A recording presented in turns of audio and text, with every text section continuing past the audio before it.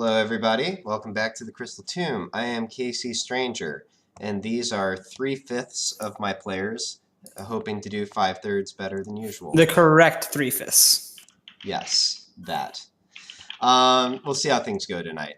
So last time, the party started out in Topforth's Lair. There were a few little interactions that occurred. Alistair got a fairly favorable seeming bargain from a little sprite, magical construct, something like that, named Basil, who apparently is connected to him in some way. Essentially agreed to occasionally, potentially, with his consent, to an extent, perform certain favors for Winter in exchange for power. In addition, Halil took a little field trip with Tovrith and gained a little measure of power from the red dragon spirit that is inside of him. After that, they took care of some odds and ends. Fallon and Crow basically compared some notes about the Yuan-Ti village, where they are now headed to attempt to retrieve the Crown of Allure, one of the vestiges of Alkadir. They took some wyverns from the mountain, landed in the forest, and walked a few miles south before they ran into this party of Yuan-Ti, who they are currently in combat with. There were comments about Mother's Maid, and it devolved from there. So, we are going to come back into the combat, and Fallon, it is your turn. Okay, can you remind me who all is still standing? Right. Just so it looks like you've only actually killed one of your opponents at this point. There's this fairly beat up looking guy who's running away.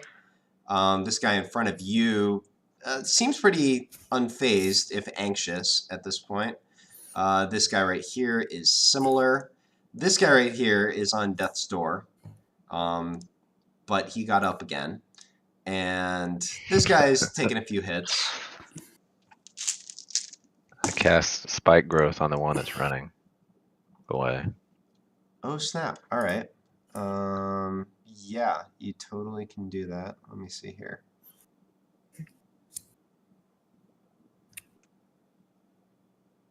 Okay. So you want to just center it on him? Or... Yeah. Okay. So I'm going to attempt to do this. This always goes badly when I try to do it, but I'm going to attempt to draw this circle. So... Draw you a circle. We've got... 20-foot radius? Holy shit. Yeah.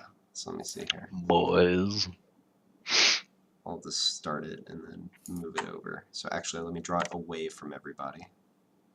It's a fancy spell. Not going to lie. 4... I think this is it, right? My red one? If you want, I can move it for you. Did I get that right? You know, close enough. I mostly need the visual reminder, so I'll roll with it. I think from center to center, it's 20 feet on each side.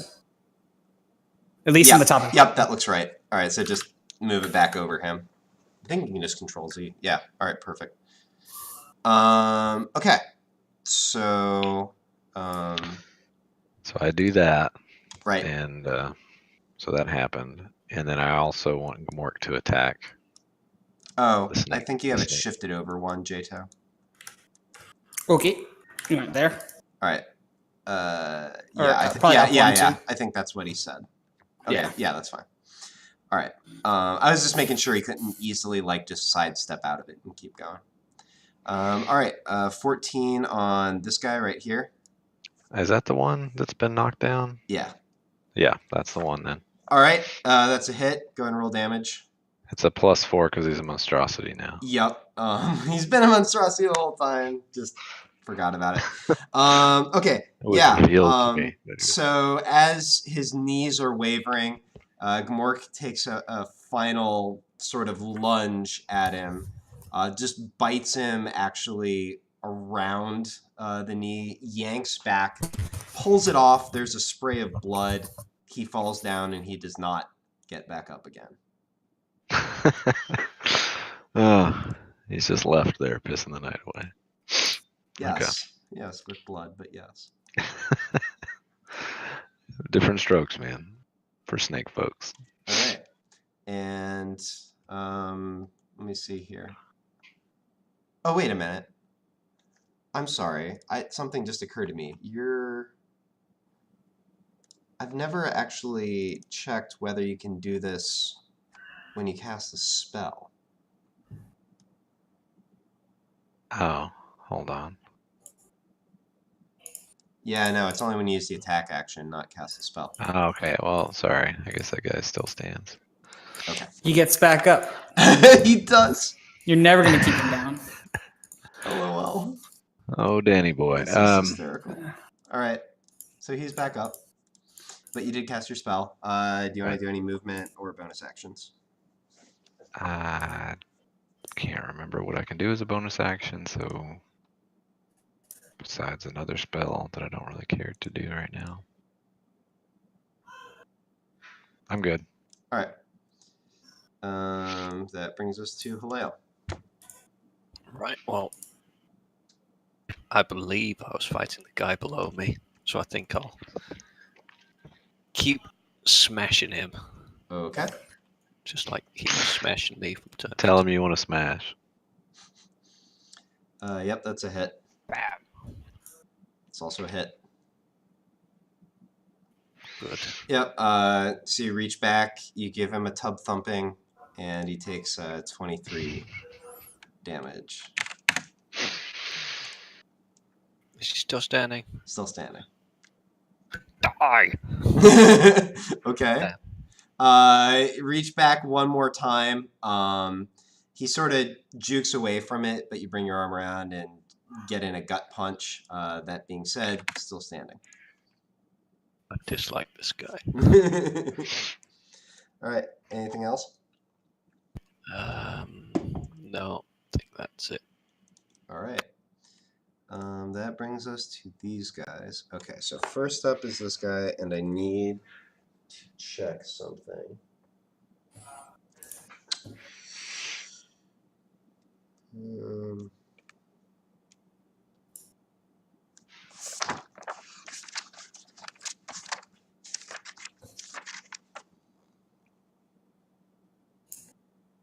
Wait, really? It's not here? Oh, it must be under that.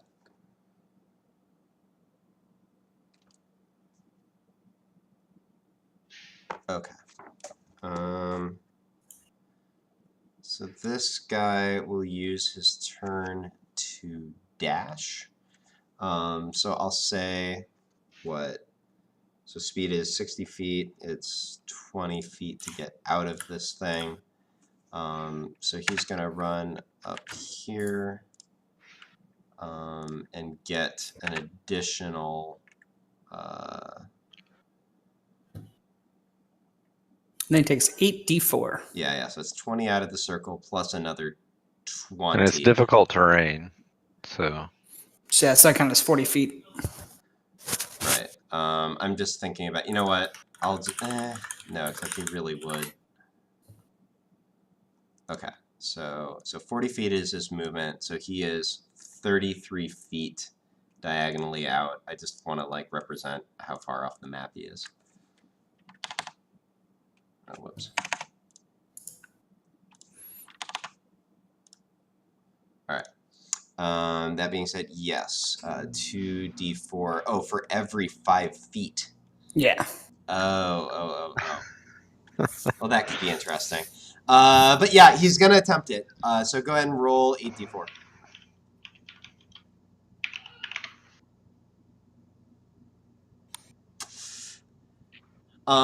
Yeah, you watch this creature stumbling, like trying to work his way through all of these spikes and thorns. You watch as he rips himself against them and finally collapses, probably due to blood loss. That being said,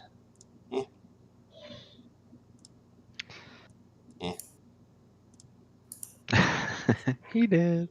Yep. So what? How far do you get?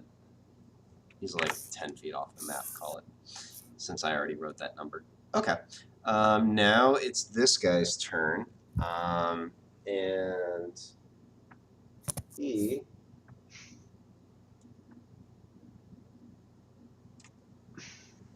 oh, I'm looking at the wrong thing. Yeah, alright. We'll just go after you, Fallon. So... oh, whoops. I really wrote that wrong. That's a crit fail. Alright. 17? I think that is my AC right now. Yep. Alright, so you take 8 slashing damage as he gets you with his scimitar. And give me a constitution save for concentration.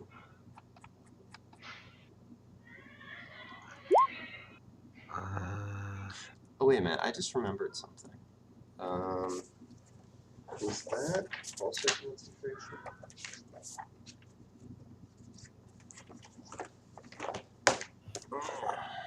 Looking for Hunter's Mark? Yeah. I got you.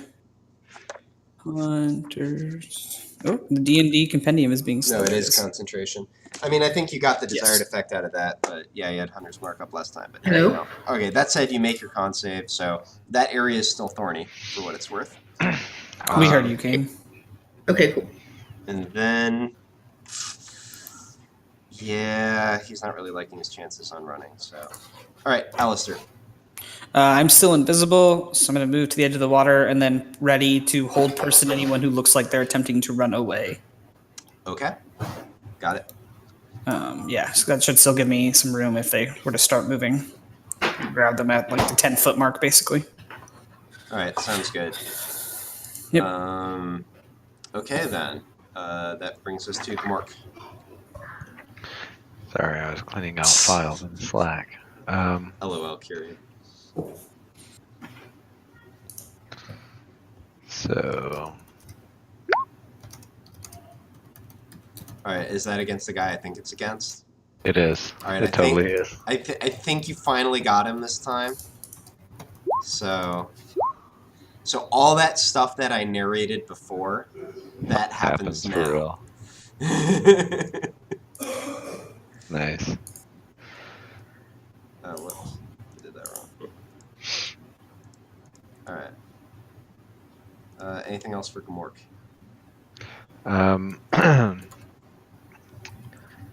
What am I doing? Hold on. I lost my place. No, he's good. Alright. Alright, so now for you guys. Yeah, alright.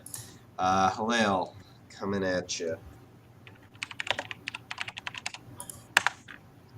11 is a miss. 11 is also a miss.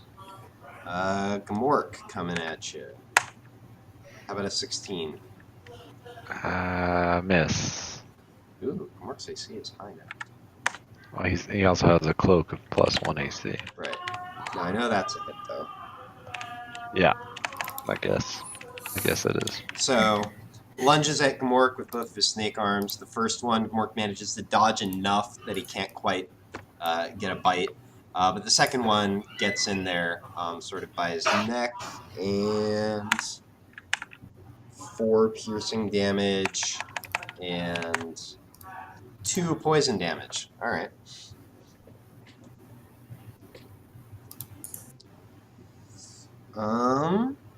That'll bring us to Kane. Candy cane. Okay. So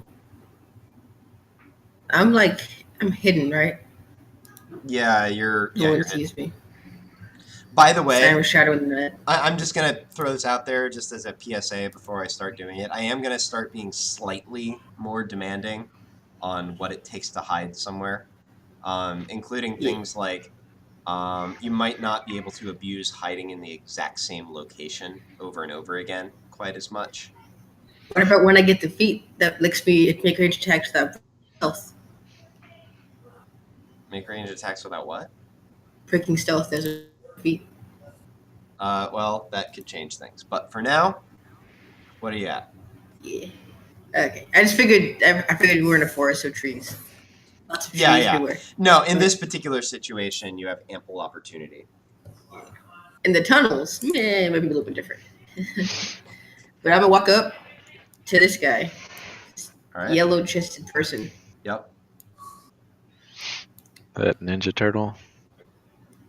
He looks weird. I couldn't I like find the way he all looks. the different like Yuan-Ti subtypes as like art, so I had to resort to like pictures of figures. All right. Well, I'm gonna stab him in the back of the face. I don't like the way he looks. All right. I get it. Advantage. No, I get sneak attack. You get Not both. advantage. You get both. Okay. Cool. I've stared at that rule many times because continuing to give you advantage because you're hidden seemed really good, but I'm pretty sure that's the rule. All right. Yep. You hit. All right.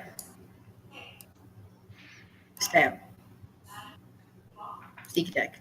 All right. Yeah. So Halail's been fighting this guy and fighting him and fighting him, and then you just sort of come in from the trees and just almost like you're lobotomizing him, just shink, you put your rapier through his skull, pull it back out, give it a little flick, and he's down. He did now. Okay, so I've used 5 feet of movement, I think. So I got LOL, Halail.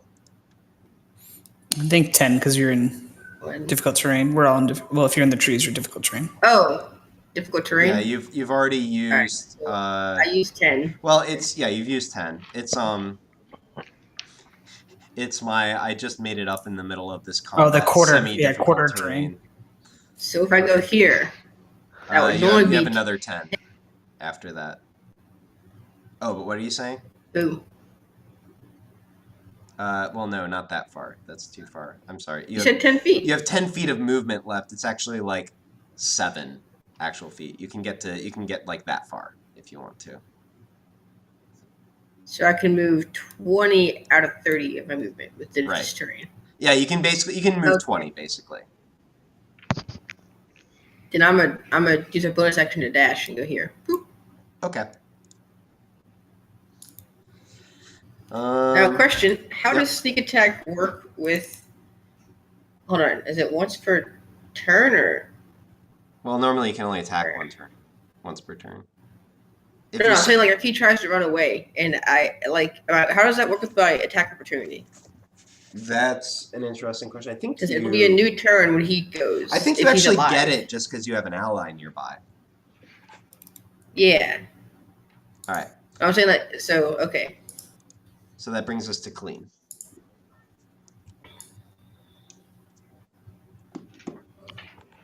you mean Melon Lord? Oh, I'm clean. Chill touch. That's the one, right? All right. Who's it directed at? The closest one. All right. Does it matter? He's going to miss. Oh, hit me. That's not the attack action. It's not helpful. Haha. Does a 20 hit? Yes, so 20 does It in fact hits. hit. Oh shit. All right. So What have you done? the little skeletal hand comes out, gives itself a pep talk, reminds itself that it's a damaging hand of death, and it's going to bring death to this thing. And it comes out and it does a little bit of damage. Is it really still 1d8? It's Is that a probably cantrip? not. It is a cantrip. I can check. I didn't look at. I just rolled the thing she had set up. Probably 2d8. It's supposed to be plus 1d8 at 5, 11, and 17. Yeah. So go ahead and roll another d8 for now, and if you want to, go ahead and update the sheet. Go for it. I'm both spellcasters now. All right. Go So at the spells. actually Casey wanted to make- 13 damage. Actually more than a nice little bit of damage. A decent bit of damage. Casey wanted to make my life the hardest. He's like, you get both the spellcasters. Yeah. You are the spell. All right. Does Colleen do anything else? Nope, she's good, I think. Okay. Fallon. Well, it says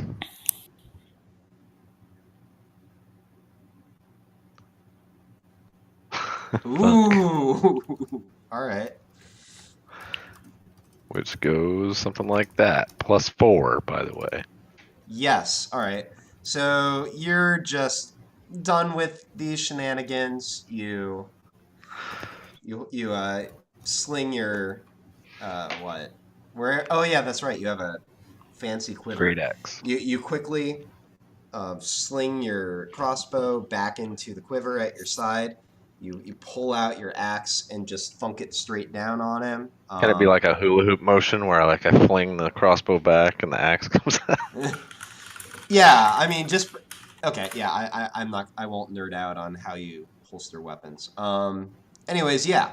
So you hula hoop it up. You deal 20 damage. I kind of liken it to when the Terminator just spins the shotgun and it pumps it. That's all I'm saying. Cool. And then Gamork attacks the squiggly arm guy. Mm-hmm. A little bit of that action. Wow, you guys. +4. You guys. 15 damages. 15 damages. I mean, ones on both of the D4s, but still. Okay. Wow. So that's 11 plus 4 is 15. Yeah. So Gamork as well spins around, and as you bring out your axe, you also call out a command. It spins around and just bites the snake dude around the side. He has to make a strength save and fails it and gets knocked down. I'm going to keep making these puns until this combat ends. All right. Anything else for you? No. All right. Leo. All right. You're free to move about the cabin. Two guys here. I guess I can run over to find this guy lying on the ground. All right. How's he looking on the ground? Tasty. Wow. Nobody wants to help me with a guy that's just wailing on me. It's cool. That's what I did. I mean, in fairness, it does you make did, you strategic did. sense for him to attack this one. Yeah. Or you could have If you attacked knew the what my guy in HP front was. of you Also instead. attacking your animal companion. That's true. And I'm gonna just lay. All right. Okay. Well, he's ready? prone, so you have advantage, so that's a hit. Okay. Huzzah. Good friend. Nice. Okay. Yep. Also a hit. Also a hit. All right. Yeah. So you come around and you basically just stomp him and then step down and just punch him in the head a couple times. Yeah. You know. Things. Let me see here. So that's 36 damage. Not terrible. All right, but still breathing, it turns out. I hate these guys. All right. Oh, are you done? Yeah. All right. Now this guy. This guy. Yeah, this guy.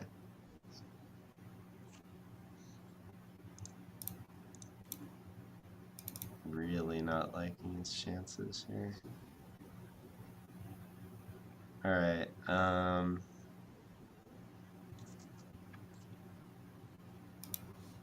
Yeah, but he, at this point, is probably going to resign himself to his fate. So, attacking Fallon. And let me think here. And as he attacks you, he says, "Seth will consume you all." And attacks you and misses and misses. Can I say something back? Yeah, go for it. Well, shit. I don't have anything good. I was gonna come up with something. Yeah. Alistair. Same order of operations. I'll just hold my action, and should one of them attempt to make a break for it, cast Hold Person. All right. Brings us to Mork. Gamork will. Has advantage twice. Ooh, all right. Oh, the double nat 1. Roll a d20. Why, Gamork, you bastard? Okay. Gamork steps back. That purple glow sort of gleams across his claws, and he comes back and sort of falls over a little bit. Has to slam his paw down onto the ground to steady himself, and just sort of gets back up, and that's his attack. You're saying that he got knocked down, but he gets up again? Almost knocked himself down. Because you narrated that really like you wanted me to make that joke again. That's fair. That's fair. All right. Anything I else think for he did Gamork? secretly. Nah, he's cool. All right. This guy is going to stand up, or actually, Back it up again. you know what? He's actually not. No, he kind of has to. All right. Stands back up. And he's going to go after Kane. Wait, what? That's Kane not has cool, a man. 24. I misses totally. All right. So that's, It hurts. It hurts me. 7. Wait, quick question. Yeah. Do I have to say what are these rolls for damage? Do I have to decide before or after Oh, before or after damage? to do the uncanny dodge? I'll let you do it either way this time since I just went ahead and rolled. But Okay. In the future, I gotta do it further, right? yes. You have to do it before damage. Okay, and all that damage counts from the one attack, right? Yes. So I'm gonna uncanny dodge that because that looked like it hurts. All right. So yeah, he comes after you. You can't quite get all the way out of it, but you manage to turn it into a glancing blow. So let me see. How do I want to rule that? Make it 4 piercing damage and 4 poison damage. Okay, so okay. So 8. I don't think I have anything for types of damage, so just 8. Yep. And now he's going to attack at you again. It's not.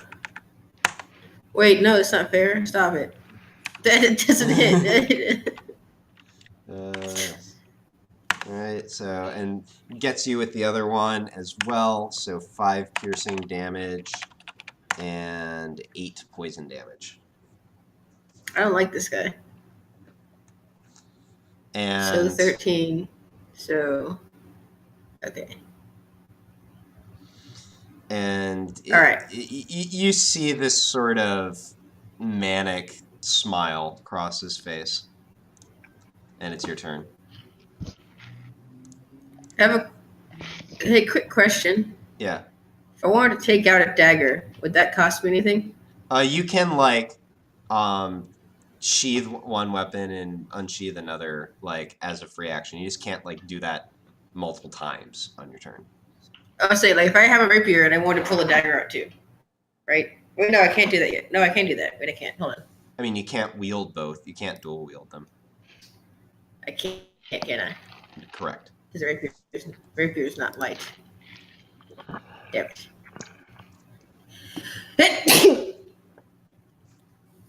See what happens. I'm allergic to rules. Yeah. Okay. Well, I don't like the cut of this man's jib, so I'm gonna stab him back. All right. Or the snake person's jib, I guess. Yes. Yes. It's fair. He Stab. doesn't have the best jib. What does this input value keep popping up for?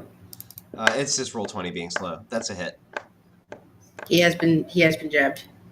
Okay. That is the jab damage, and That's he's still quite a next to bit. Gamork and I Halil. rolled max damage. So more stab damage. Yup. Yeah, fuck that guy. Yeah. So you just you In the face. hone in on. No, he's not quite in the right position, but you hone in on his vitals and you stab him straight through where you're pretty sure his heart is. He goes down in any case. Smile at that, you snake bitch. Yeah, All right. And Colleen. that's what Kane says. Oh, I'm sorry. Did you want to do anything else, Kane? It's just that guy alive next to Fallon, right? Yeah, yeah. All right, I'm gonna go up to that guy. All right. So boom. Wait, hold on. Can I go like there? Let me see. So Do you do the flanking rule? So you can like step. No, that's like 4th edition or something. So step out of there is like 10. Yeah, you can. I know it's like a optional thing. You can. It's up to the end of there. Oh yeah, that's Okay. right. No, I don't do Yeah. that. Pathfinder and Okay, 3.5 had it too, but I'm still gonna be there in case he like does something to like dash it. Yeah, I'm gonna be there. pretty ticky tacky. If it's not enough in one movement, then I use the bonus to dash. So All right, Colleen. Yep. This time we're gonna do frostbite. Okay. It's a DC Oh yeah, 15 that's right. save. Was there something else on? Oh no, it's only for undead and can't regain hit points. All right, cool. does that spell not have a higher level casting? It does. I just rolled the extra D6 there. Yeah. Yeah, but I think it might not be set up once again. Yeah, it's only rolling 1d6. So. Yeah, I know. I'm changing it. All right, cool. So con does Haha. fail. Yes. Yep. So Frost comes over it. Colleen gets this little giddy smile on her face as she starts hitting with all of her cantrips. Takes 6 damage. Disadvantage on its next weapon attack roll. Got it. Yeah, I thought doesn't she have one that slows them? I thought she had a slow. Not sure. She has Booming Blade that makes them really not want to move. Yeah. Fallon, Nah. it's your turn. Damn it. Yes. You used to buy a good crit. You do indeed. Bastard. Flush with the success of your first attack, you swing around again, and this time your axe kisses dirt. Go ahead and roll another d20. I'm trying. It's off Hold his on. big toe. There it is. Yep. Kisses the dirt, you pull it out, and are fairly frustrated. Anything else? Mort can't attack, can he? Because he's not next to him. Correct. Okay. Unless you want to Damn it. maul a corpse. No. Alright. Well, he passes on the ones. The corpse Okay. crawling's the best part. Halil.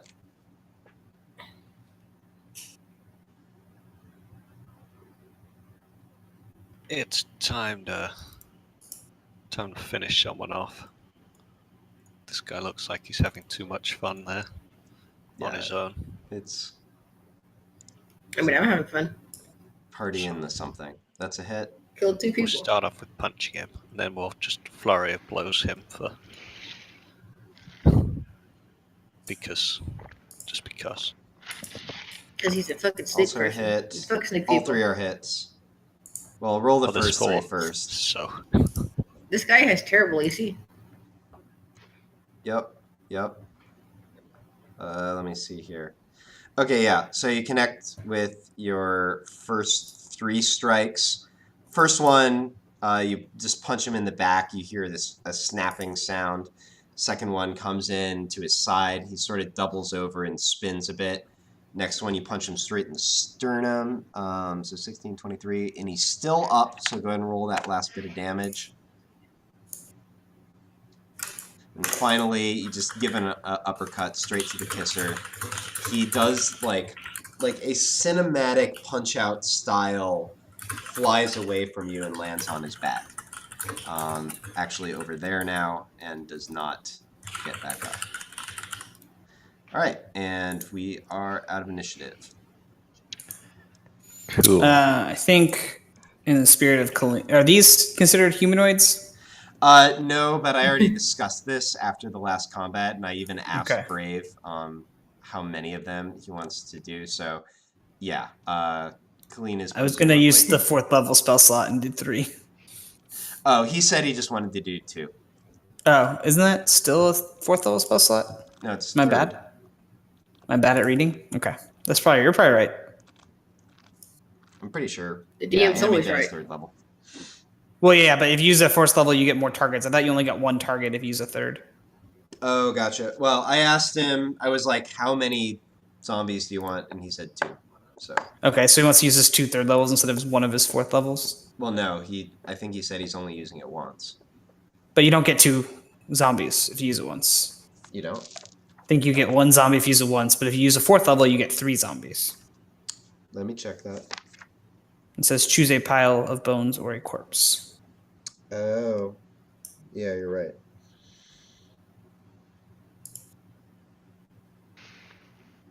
Yeah, why have we been doing it that you get 2? Weird. Yeah, all right. Do it however you see fit then, up to 2. Yeah. Oh, up to 2? Okay, because Yeah, I'd get 3 or 1. Oh, I see what you're saying. Yeah. I wouldn't use 2 third levels. I think it's better to use 1 spell slot because he can use his short rest thing to get that spell slot back anyway. Right. Okay. I'll let you dictate it since that's the official rule. So are you I would just then? use his 4th level spell, get 3 zombies, and then when we get a chance to short rest, he'd get it back. Okay. As you do this, let me check something. Okay. Roll. You know what? Roll 3d100.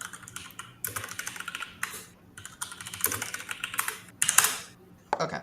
All right. So yeah, just as normal. So Colleen gets this little excited look on her face and starts into a spell casting. Which 3 do you want to target? I'll remind you that this one was the guy who is dressed a little fancy.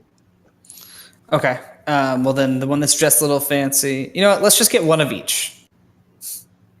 I don't know if it makes a difference if they all just have zombie stats, but let's take 1 of each kind. Okay. Sounds good. That seems like something Colleen would do from a intrigue standpoint anyway. Did you guys want to like search them at all before Colleen starts turning them into zombies? Is this like a fire pit here? Yeah, there's nothing burning it at present. All right.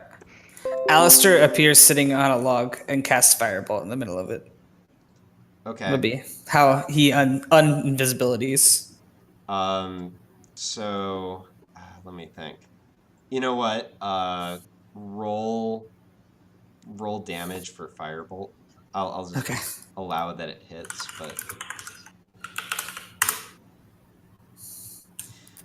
so you do that, and there are some like burnt out embers in the bottom, and they sort of glow to life for a moment, but then they sort of fade back and it just sort of smolders.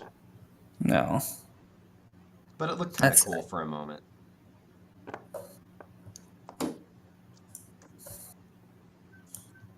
I just wanted to make a campfire.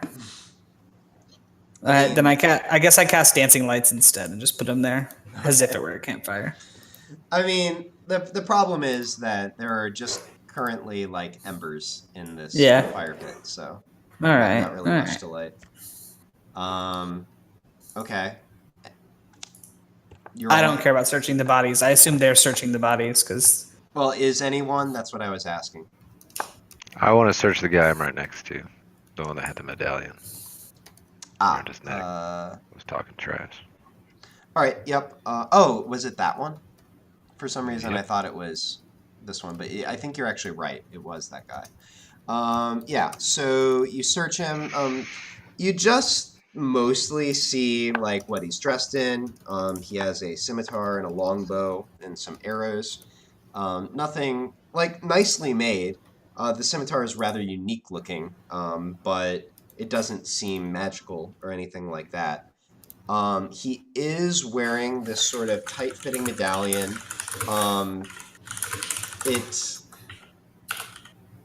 Looking at it, looks like some sort of bronze or something like that.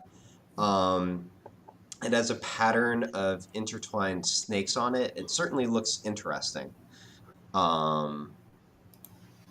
But you're not aware of anything else special about it per se. Unless you want to make a history check. Sure, I'll do that. Can I see if people has monies on them? Or any Do I other need to shinies? investigate to see if he has anything else? Yeah, you're not certain of the significance of it. Yeah, Kane, you go around, sort of, or go ahead and give me an investigation. If I had realized investigation was loot bodies, I probably would have not scored.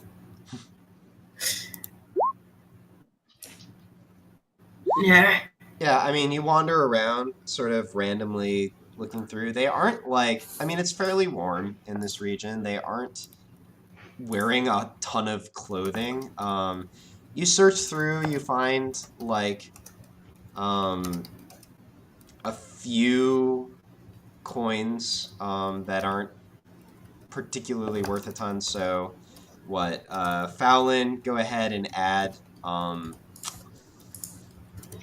Just to make it simple, I won't make you track separate currencies.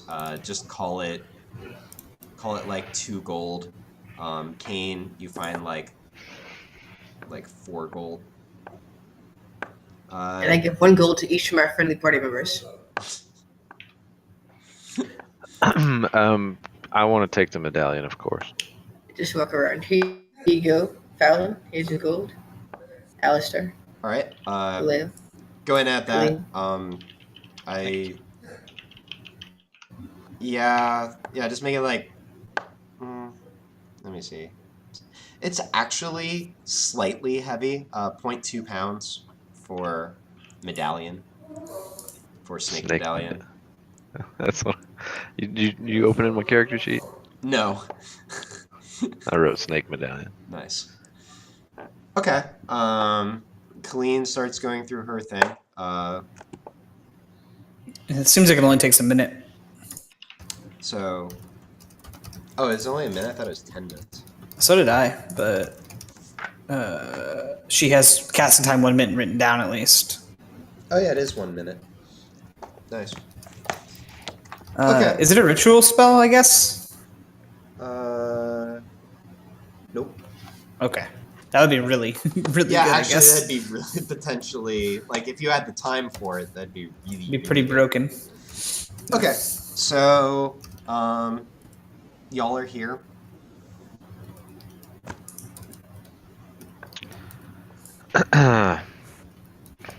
So, should we hide these bodies? just for the record, I was not the one that started this fight. Just killing things. But you did steal things. What did I steal? I mean, I saw you going through their pockets. You loot the body. That's just a thing you do. I mean, that's stealing. I gave you one of the I gold. wouldn't have taken it, no. So I have a gold. Okay, I guess it's 1 gold then. I have money again, guys. Spend time hiding the bodies. I think we just move on sooner rather than later. I figure we can grab some of Sounds the like a good underground. plan. I mean, we don't have to hide too many of them since Colleen's walking around with 3 of them now. Yeah, and she can make them help us. We can just cover them up with a little bit of underbrush and stuff, just to kind of make it not immediately obvious there's dead guys here. Yeah. I mean, we have a campfire here. If you really want to get rid of the bodies, we could burn them. That would take, I feel like, a long time and kick up a lot of smoke and whatnot. I think just hiding them a little bit would be suffice. I don't think the campfire is quite hot enough to cremate people. So I can make a fire hot enough to cremate people. Kane wouldn't realize how hot you need to. It's a great idea, Alistair. Take everything I said. That's a great idea. Gotta keep remembering. I said we just move on, though. I mean, and arguably like that's wisdom rather than intelligence. I don't think it necessarily is, but arguably. To know that there's a necessary temperature to cremate, I don't know. How often do we cremate stuff? That's a fair point. It's also probably different for different species made up of different things. Anyways. But yeah, it might be I don't know. to create I think Halil, you're right. We should just move on. We're carrying 3 corpses with us. It'll be pretty obvious anyway. Let's go. Are you just continue? So, you look up, and again, the sun is not set yet, but it's about to. or not about to, but you've got maybe 2 hours of daylight left. Fallon, give me another history check. I'm working on it. Okay. Given what you understand of these creatures, they only patrol at most about 10 miles out of their territory, but given that you ran into them, you're probably closer than that. You're probably within about 5 miles. So you could make it there before nightfall. But yeah, you know, there's a question here. So I explain that to the group, and I say, we could just camp here, maybe drag some of the bodies closer and make camp. Yeah, I can't. We can get there before nightfall, but if it does start getting dark, I can't really see in the dark, so That's fine. We can set up a it'd be perimeter. difficult to be stealthy. Let's clean, get those zombies to gather the bodies up. Sure, she does. Like this one that's far away. all right, so You have to. so 3 of the dead do Yuan-Ti clean take 3 of their dead companions and sort of bury them a ways into the woods. Yeah, just like in this area over here is fine. Okay, I guess if we have time, I'd send them further away so that if they attract like animals or something, sure. it's farther away from us. Can they stand guard for us? No, I don't think they can sleep. watch very well. They definitely can be there.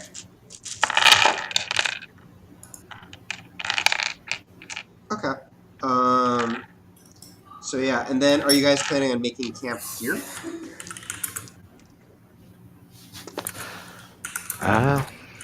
What do you guys think? I don't know. Maybe Well, if you're looking to Wait, find hold more on. Yuan-Ti, I would say when we stay got here. when we got here, did the one two look like they were traveling or like they were staying here? I mean, they had a campfire set up, so this is clearly someplace that they at least come regularly. This doesn't look, I don't know. Not sure how put together it looks, but I'm going to Maybe- assume it doesn't look What put kind of together. roll do I need to figure that out? To figure out if this is their spot? Well, just to say whether or If it's not an this is- established campsite or like a makeshift one.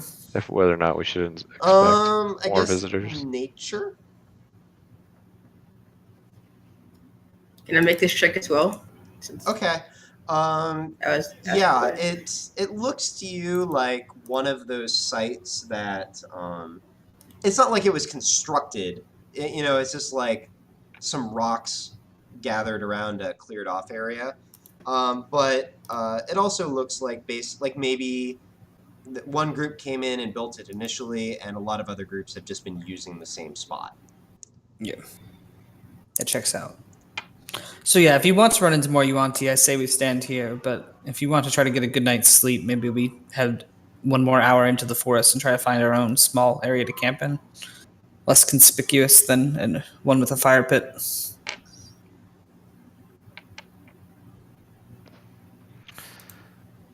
Agreed. Okay, so are you looking to go closer to the city, away from it, or just kind of like off to the side into the woods a bit? I'm thinking like just tangent to the city. Parallel. Like if The it was a big dice say, circle, "Oh, well, I guess that would be sideways." Haha. it's a big circle. Okay. We stay like 2. outside the Yeah. All right, so tangent. I'm kind of hearing that you just sort of go sideways off the path a little bit into the woods and try to find a spot. Let me see. and take these guys off of this. If we're not Anyone guiding who them, wants to be where are they right now? responsible for finding the party a campsite, give me survival. Working on it.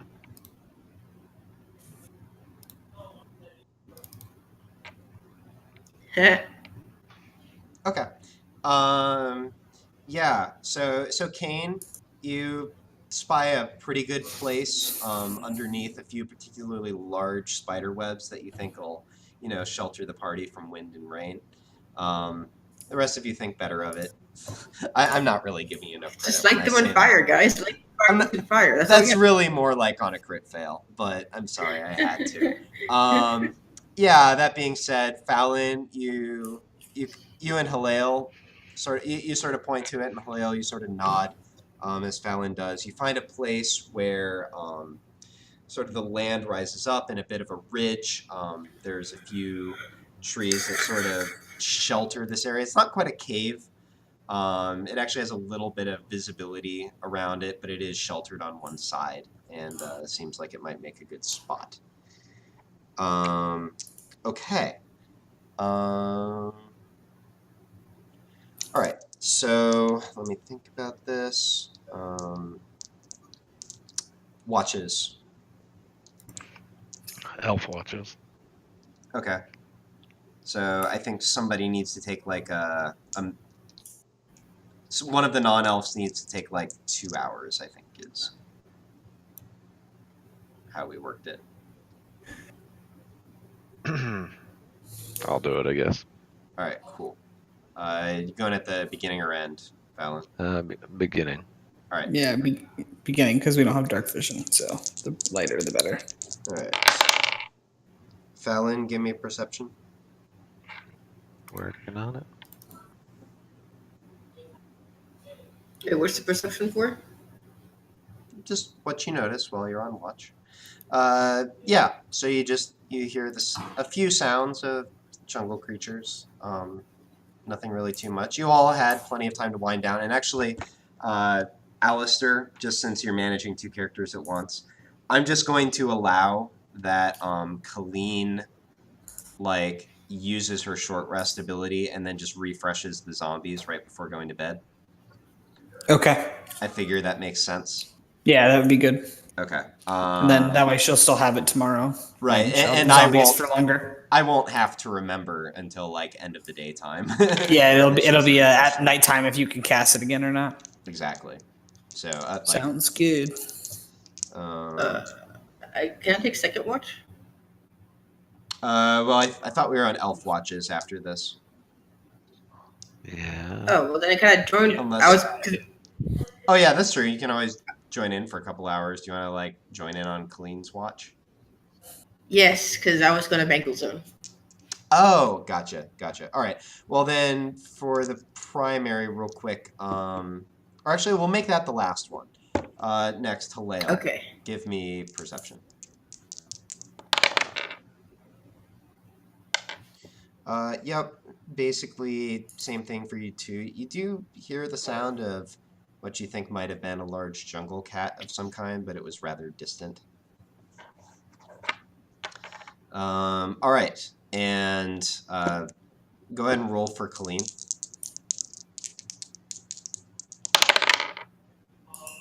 Okay, yeah, and Colleen passes some quiet hours as well. Kane, you go to sleep thinking about some things, as you do, and then you wake up a little early. Colleen is up, the others are still sleeping. Sort of look into the morning mist, and At Bangle Zone. okay, what does that mean? What do you actually do? Oh, I'm going into the Bangle.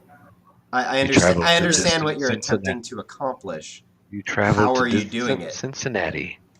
You said just to I kind of hold on to it and concentrate on it. Okay. All right. Yeah. I just again, this is just sort of how I like to handle this. I try not to be too mechanical about what you guys are trying to do. Just tell me what you're doing, and I'll handle. Okay, I see. Okay. Yeah. All right, yeah. So you pull out your bangle. You sort of just stare at it, not quite sure how this works. But after a moment, you find yourself sort of losing yourself in the luster. And next thing you know, you are staring out from a cliffside, watching the waves crash far below.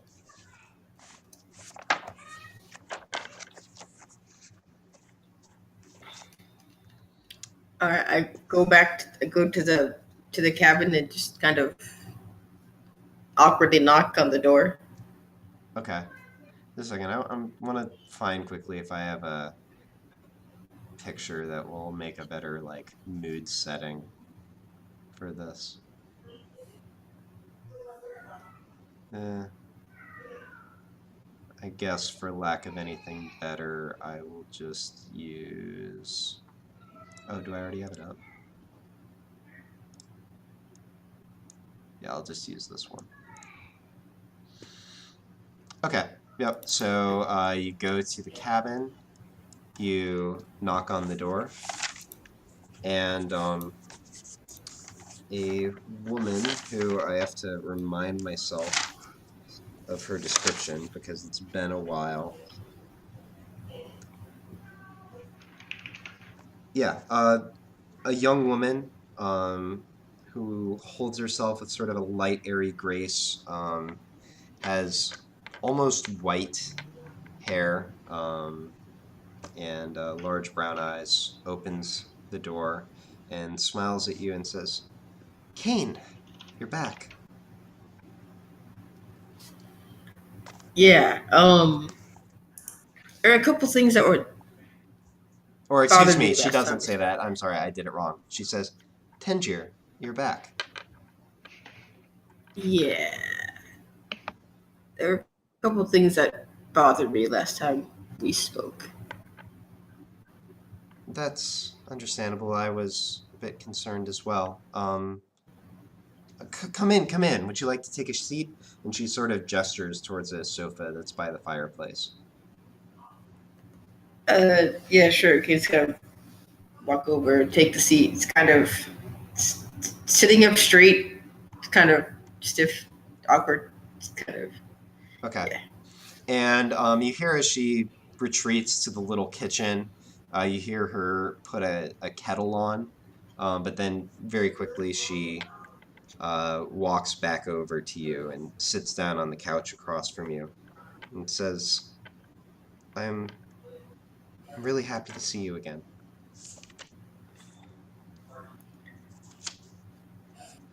Yeah. You said something before. Made it seem like we could meet outside of this place. She stops and thinks for a moment. I'm not sure what I might have said, to be honest. Your father And when I might be asked able if to you would, manage it. wait, what?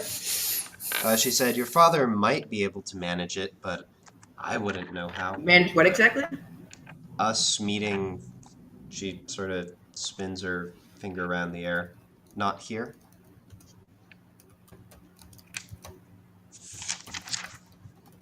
Okay. Well, all right. And the thing with, because I got this from someone else, so does that mean he gave this bangle to someone else to give to me later? Yes. Perhaps. Well, perhaps I should just tell the story quickly. Sure. Yes. So, well, there's so much to tell. It goes a long way back, but the upshot of it is, I grew up.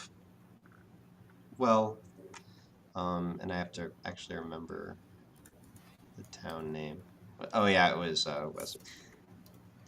I grew up in Westeros. Do you remember that place?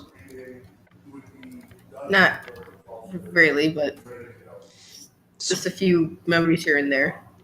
Suffice to say, the town, frankly, and she relaxes a bit, is boring. Deeply, No arguments there. dreadfully boring. I frankly couldn't stand being cooped up there. So when I was 19, I left. I took a long journey towards the Eastern Mountains. Frankly, I was a fool, and I was either lucky or skilled in some way I don't know not to die, but I made my way, if you will, to the edge of the world.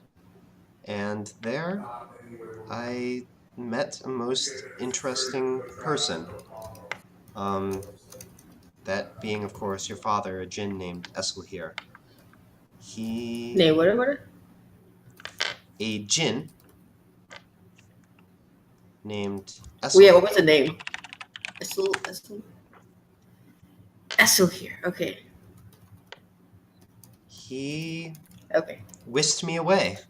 To be honest, most people who get whisked away by the djinn or by genies don't have it quite as well as I did, but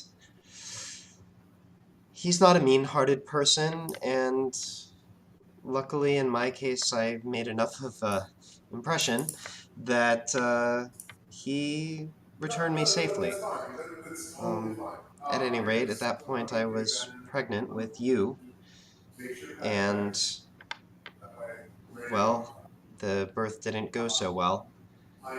I don't know much, but I do know that he somehow linked my spirit to, or took my spirit and formed it into this body, which isn't the same as the one when I was a human. My true form is really that of a wind elemental. And sorry, Casey needs a moment to think. I was like, what? Yeah, sorry, my brain just blanked for a moment. I'm like behind on sleep. Apologies. Yeah. So, my true form is really like this. I don't age. I imagine I'll look like this until I'm dispersed or whatever happens. That being said, he set it up so that when the time was right and you got this, we'd be able to talk. My understanding is that the bangle was given to your uncle. When did you receive it? I got it from a friend of mine named Mira. When did I receive it exactly, Casey? I mean, not necessarily, and you are talking to presumably your mother's wind elemental, who somehow connected your head, so... I was saying, when did I get the bangle from Mira again? Was that before the event? When did you get it? No, that was like in the pre-campaign. Okay, so like a few months ago. Yeah. In game time. Okay. A few months ago from a friend of mine. A friend?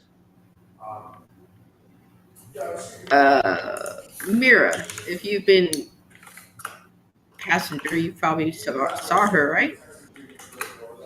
Let me think. Mira. Oh, you don't see things, I forgot. Yes, just by the first name, I wouldn't know who that is. Mira Hillcrest?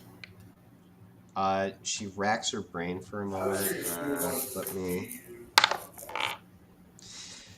No, can't say that I do. Certainly nobody in Westeros. You know anything about the Adder's Fang? The Thieves Guild? Yes. I know some things. Was never deeply involved with it or anything. You know if Essel here was involved somehow? I wouldn't, but it doesn't really seem like his thing. He mostly is just a fairly powerful being who takes what he wants, to be honest. Somehow she ended up with the bangle, and she gave it to me a few months ago. Not my uncle. His name I totally Sean. Interesting. Well, perhaps something to ask your uncle about if you see him again. I mean, I didn't die right away. One of the last things I heard was Esselhir being rather stern that he give that to you. Oh, so he was there. Okay, so he was actually physically there. Yes, indeed. Okay. And at that moment, sort of the tea kettle goes off, and she excuses herself to go get it. She comes back, sets a glass of tea next to you. It smells of lavender, some other sort of, and some sort of herbal tea. And she sits back next to you. I'm just gonna take a sip. Okay. It's nothing Well, like this was magical, informative. but it's quite good. Well, this was quite informative. Well,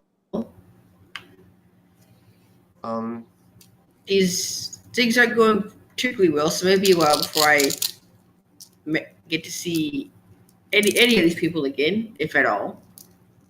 Well, what's happening? It's quite stuff with the gods, demon armies, and goblin armies. We just hung out with the dragon for a couple days. Oh my. Sounds And like now you we're on had our way more to excitement than I did. I won't pry right now. I'm sure it's a long story, but if you will, there are two things I'd like to talk about. Okay. Well, three actually. First of all, you reacted curiously to your name, so I take it that the name I gave you isn't what you call yourself? No, I was told I had a different name, and I kind of came up with my own name, which is what I go by now, which is Kane. But Tinger is never. I did not know of this name. Interesting. So Sean saw fit to change that as well? I hope he had a Apparently, reason. if he did, he probably wouldn't tell me. He doesn't talk much. That's true. He always was the quiet, dutiful sort. You said you weren't in Westeros. Where did you grow up? Dale's Harbor. Oh. I mean, I can start to imagine the reasons why he would go by assumed names in that case. Look, well, it sounds like you're used to Kane at this point. Would you like me to call you that? You could call me Tinger. Okay. You see a But I tear. also haven't. Go ahead, sorry. No, you go ahead. I was just like. All right. You see a tear sort of start to well up in her eyes, and she says, Can I hold you, Tinger? Just a quick, and she just sort of leans over and just gives you a hug for a moment. I'm still awkward. Yeah, that's totally fine. As her face gets close to yours, you feel a bit of moisture against your cheek. And then she sort of, after a few seconds, sort of awkwardly herself, breaks it off and scoots back to the edge of the couch. Sorry, it's just, this isn't a chance afforded to many mothers in my position. Nope. I totally get it. But also would throw in. I didn't actually sound super that long. I kind of ran out, so he never had a chance to tell me. I don't know. He maybe could have been waiting or something, but yeah. Wait, what are you asking? I got a little. I must have. No, I was telling her that I was saying that he may have been planning to tell me later, but I kind of ran off. Oh. For a few years. Oh, okay, gotcha. Oh. Yeah. I see. Because he was. Is that when you met this boring. Mira person? Yeah. Because he was really boring. And. Well. Yeah. I see that you got something from me anyway. And she sort of smiles a little bit. But anyway, I should be getting back to the whole God stuff. Oh, yes, but it'll probably be a while before you do, two more things. First of all, I think it totally slipped my mind. Did I ever tell you my name? No. Where is my head? My name is Tristana. Tristana Evenglade. Wait, hold on. What now?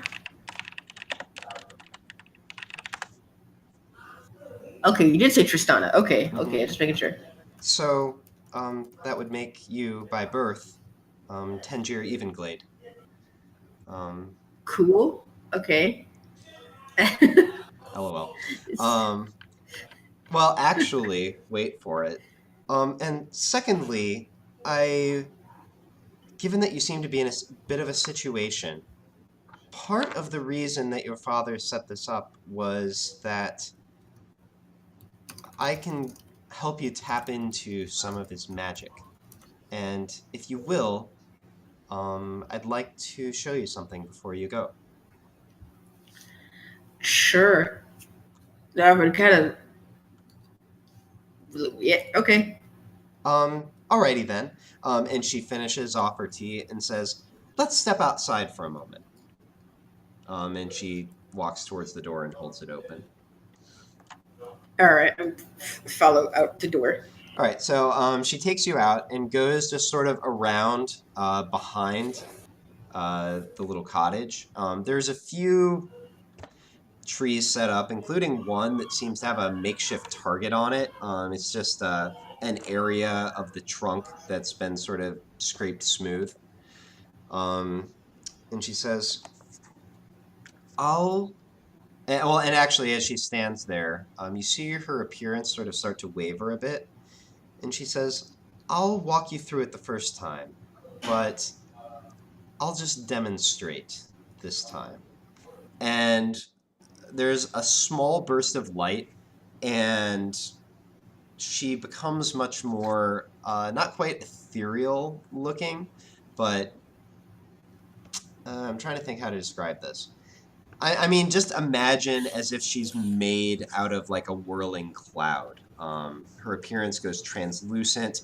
Everything is whipped. Her hair sort of, which is a little bit lower than shoulder length, sort of starts to whip up around her head.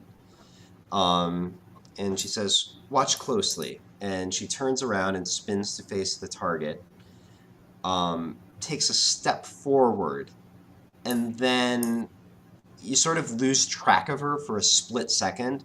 The next thing you know, she's standing by the target, and she brings out sort of a slash of wind, and you see a sort of a hatch appear across the target. She looks back at you and says, "I imagine you'll probably use a sword or a dagger or something yourself, but it's the same basic idea." Yeah. No. I can. Yep. Totally see that. All right. And she walks back to you and sort of, sort of makes some remarks about your posture.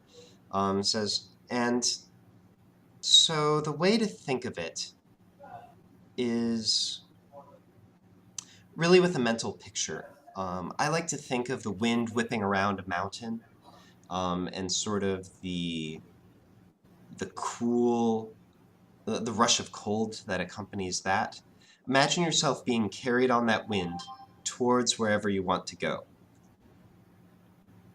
And Okay. and Just gonna think about the storms that frequent Dale's Harbor. okay. And she sort of Wind damage touches being caused. the bangle on your arm, and you feel it go cold, and she says, "Now, step towards the target and strike." All right. I'll go towards the target and strike. You Thinking about the storm winds. you take a step forward and bring up a dagger that you pulled out. And actually your strike gets cut a little bit short because you find yourself far closer to it than you were even anticipating. But you've essentially just blurred in a split second across the distance between you and that tree. Huh. And allow me to give you that ability. And Tristana looks back at you and says, "At this point, you'll probably only be able to access that once per day, so make it count." And I just slacked you the ability. Yeah, I got that. And that being said, I imagine you'll be a fast learner, so If indeed you need to Yeah, I'm judge it, supposed to then be helping with watch anyway, so yeah. all right then. And she gives you a smile and a small wave. Just head that way. Awkward wave. I'm here if you ever All need me. right. I start walking that way. She pointed, thinking about being back Yeah. at the campsite. You walk, and once you get sort of around the side of the house, you you sort of blink and realize that you're actually just standing by the tree that you were sitting beside previously. And you sort of glance around the jungle as the very early morning light starts to peek in between the leaves of the trees.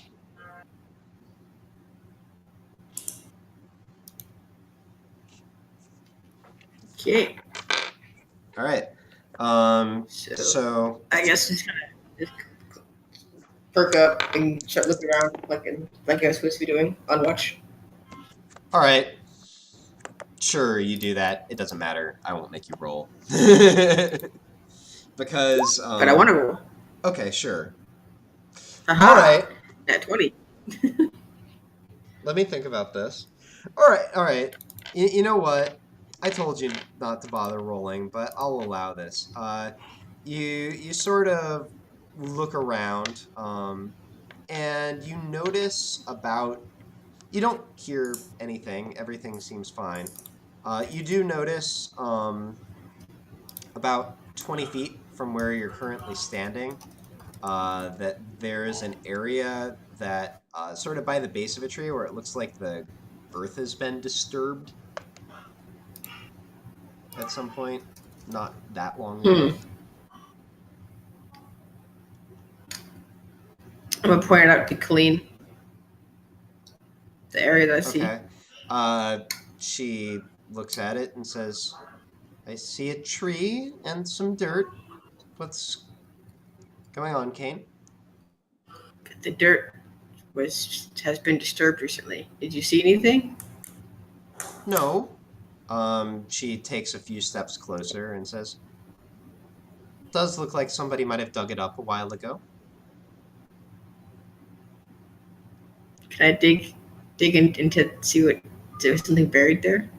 Is it buried treasure? Is it Yeah, buried sure. treasure? You sort of dig around the base of the tree a little bit, and yeah, you actually find there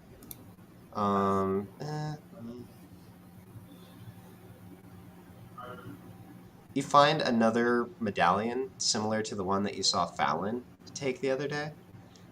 You also find two vials with a sort of yellowish liquid in them. You can give me nature if you want to try to identify them.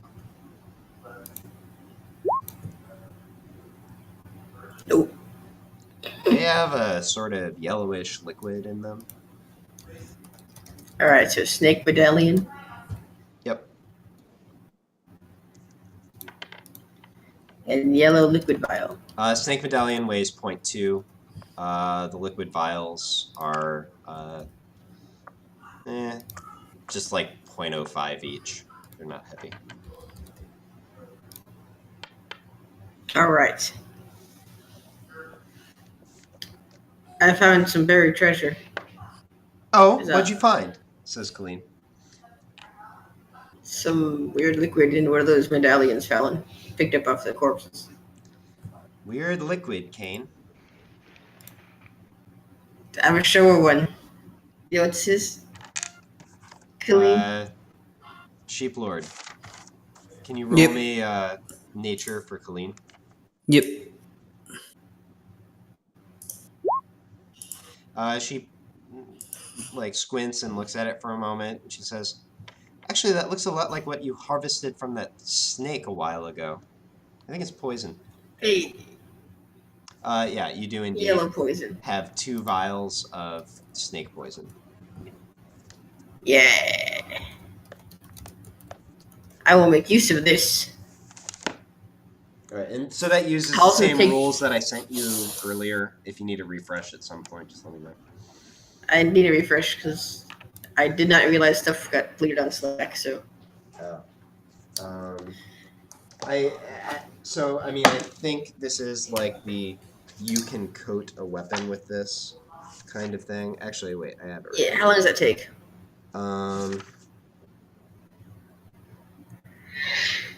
That's an interesting question. It doesn't actually say here.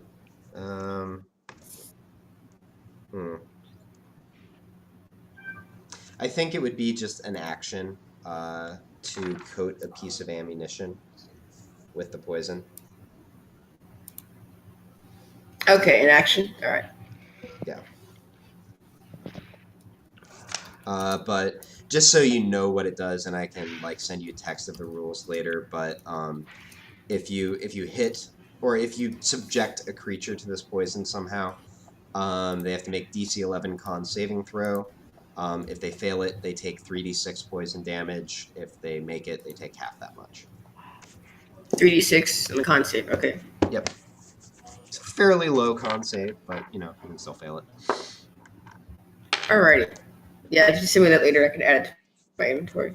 Yep. All right. Yeah. So a little bit more time passes. Actually, at this point, not very much before everybody else starts waking up. You all like take some of the rations that you got from Tavrith, have yourselves a quick breakfast, and it's time to go.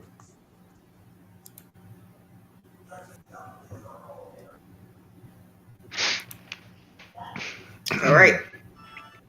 Oh, hey, I found one of those medallions, and I showed him the medallion. Do you need it? You know I collect medallions. I don't see a use for it, you know, and I'm all about sharing is caring. So here, you can have it if you want. I flip him his gold coin back from earlier that he gave me. I will not reject it. All right. So one stick medallion gone.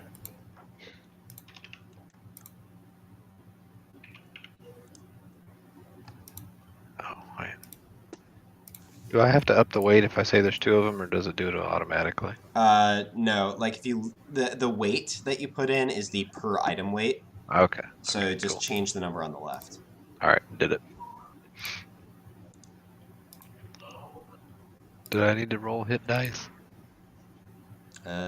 No. Just you should be. Oh, we haven't rested yet. Well, no, you just took a long rest, so you can Okay. you can It recover was hit long. dice if you're not at full.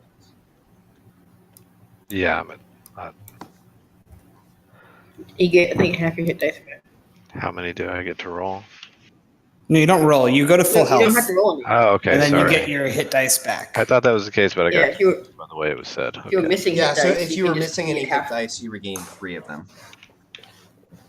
Get it. Oh, we're level 7, aren't we? Yep.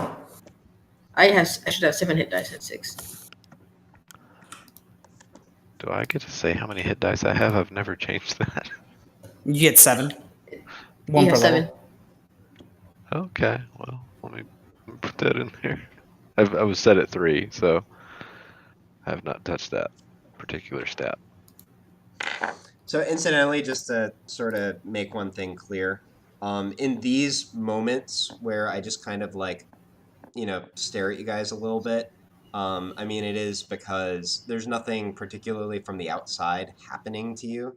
So I'm just like waiting to hear what you're doing, giving you chances to talk to each other about things, etc. Before I start narrating again. So, what's the plan, fellas? We just gonna roll through Snake Town, swords out, or? Fallon, give me a Whoa. history check. Working on it. Yeah, I thought you knew more about these people than we do. Your memory of the size of Snaketown is that it's not huge by any means, but there are like hundreds of them. So, like, you know, Yeah, that's not gonna work. you're not going to be able to take all of them on, most likely. We need to be stealthy about this. Judging from what happened yesterday, I get the feeling that talking to them might not help. I mean, Right. we don't. You could have helped. Like Fallon just kind of pulled a me and just kind of shot the guy in the face. You all saw what he did. We don't need to keep talking about this. Look, here's what we're gonna do. We need to find like a fancy-looking guy, kidnap him, question him, find out where the crown is, and then sneak in and take it. Snake in and take it. What? I said sneak, not snake. If I have to snake in, I will. I mean, I could sneak in and take it if you guys, just stay close enough to provide help if I get caught. Maybe? Question mark. It's every snake for himself in Snake Town. But Colleen's here. I'm joking. I was making a snake joke.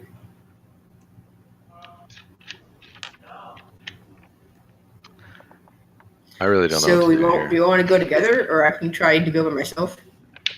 No, you don't need to just wander in by yourself. Well, stealth in by myself, right? I am quite sneaky. How long does your invisible spell last, Jato? A minute? Not long enough to get some really good exploring I in. thought it's an hour. Oh, it is an hour. I'm lied. It's an hour. I'm lying. Oh, hey, that's perfect. Make me invisible. I'll go in I there. mean, I can make someone invisible for an hour to get the information we want. Well, who should we make invisible? Probably someone that can handle themselves if they get caught. So probably you. So who should be invisible? If we're sending someone around to sneak around and possibly steal something, I see Probably this someone for with the 2 working arms. for the first time being that this seems like a job for you. Yes. Blue man. Just wanted to say it. I mean, I'm actually happy to send Halil, though. If he wants to go, I would do that instead. How many people can you make invisible? Just one? I can make as many as I want invisible. You can make me and Halil invisible. Well, if you make Kane invisible, doesn't he have that potion to turn himself into a cloud or some nonsense if he needs to get away? Oh, yeah, I didn't actually write that. Steam on out of there. I'm not sure, but You could get steamy. I'm mostly just concerned that Kane finds the crown, steals it, and then puts it on. If he agrees not to do that, I will make him invisible. I promise I will not put the crown on. Scout's honor. I don't think you were a scout. I was a Cub Scout. I just forgot what the thing is for you do with your hand. This is Kyrian talking now. I just totally forgot what the salute was, but. But if that's our best plan of action, then yes, I can turn Kane invisible. If you attack anyone, you'll become visible again. Yeah, well, I'll try not to kill anything. Just telling you how the spell works. You do you. We should get closer before we cast it, though. We're still a couple hours out, right? Yeah. Fallon, why don't you lead us to Snake Town? Slither this way, fellas. All right. So you all sort of head back towards the direction you were going. Fallon, do you want to go back towards sort of the easy way by the river that you were going, or do you want to attempt to navigate through the forest? Well, noting that my companions don't have an easy time with the difficult terrain like I do, and it's probably not a good time to just laugh at them, I will take the easy way. All right. Okay. You head back towards the path. You sort of pause at the edge and just take a moment for everyone to be very still to listen and look both ways down the path. Seems fairly quiet. So you head back out and you all sort of edge your way carefully along the river. Finally, you do get to a point where you look down a bit of a hill. This isn't perfect, I should say, because there's like a whole city built around this. But you crest a bit of a hill, and you look down, and you see a fairly... Also, the temple isn't quite that high. This is just a picture that I found online. So, but you do see a temple that looks something kind of like this, with what appears to be a paved, sort of mostly built out of stone, town built up around it. The whole thing, and actually at this point, just now that you got the vibe in your head, that's really all I have that map for. You do look out around it. You see the river. So you guys are kind of off the map this way a bit, coming in from the north. The whole thing sort of edges up against the river. It's surrounded by a low, not low, but about 6 foot stone wall that runs sort of, so that's all this stuff, as well as this down here. From where you're standing, you can glimpse some higher walls surrounding these like square sections. And then you do also see the large temple that actually seems like legitimately fortified, with some sort of path running alongside it. So, as I said, you guys are sort of up this direction. There it is, boys. Viksseth, a.k.a. Snake City.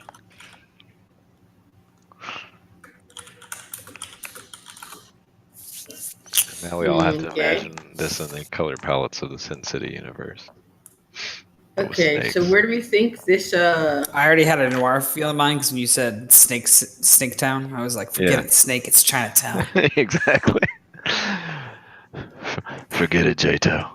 It's Snake Town. Snake Town. So where do we think the crowd is again? If I had to take a guess, I would say probably inside the major temple. The temple has walls around it, looks like? Yeah, and they're higher than the walls in pretty much the rest of the city. How high? Like fort high. Well, I'll just tell you because it's easier than like describing it roughly and then correcting it later. They're 18 feet high. Okay. You can't make it out with that level of detail from where you're standing, but that's how high they are. But you could easily get to the top of those walls while invisible, right, with your levitation? Yeah, it's the getting out part that I'm thinking about. I may try and sneak in and use that to get out. Not a bad plan.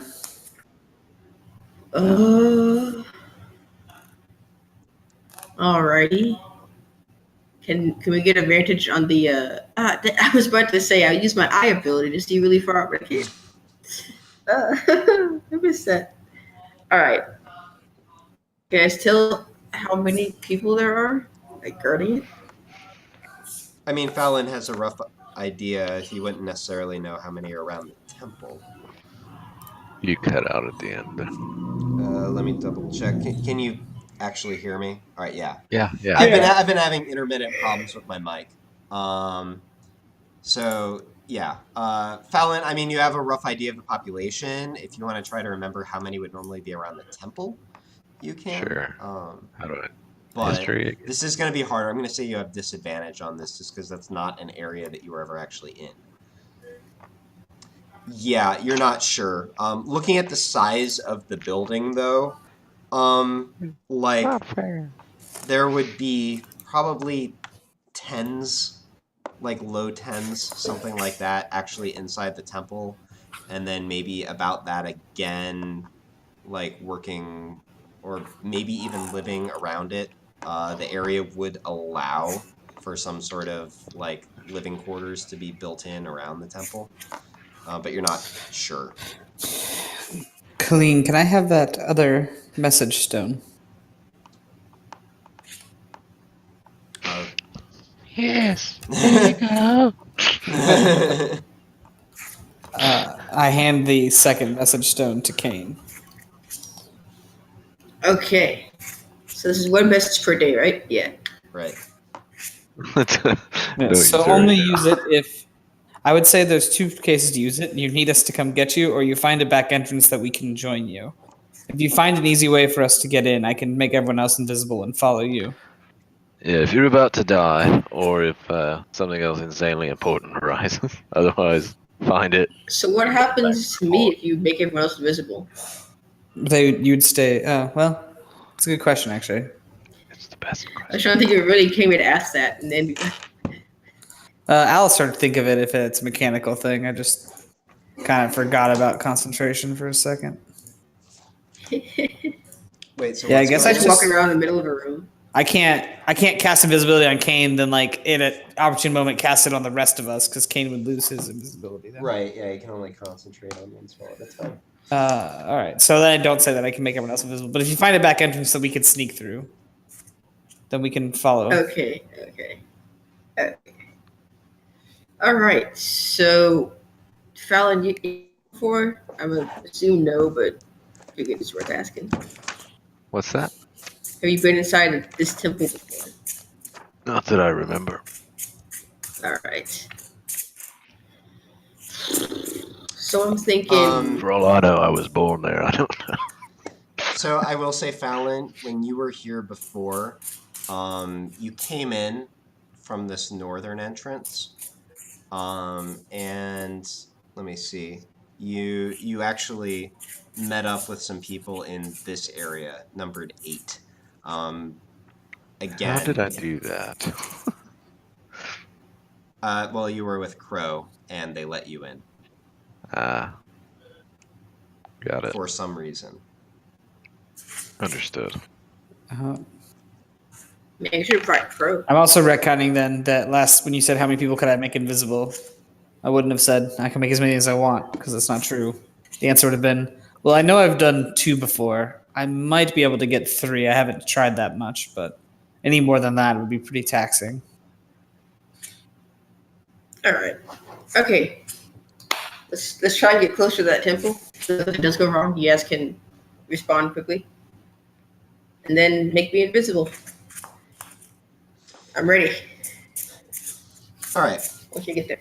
So what's the approach path? Are you guys looking to sort of just bypass the entire city and walk through the woods over this direction? Do the rest of you want to like stay fairly far back and just let Kane go forward? What are you thinking?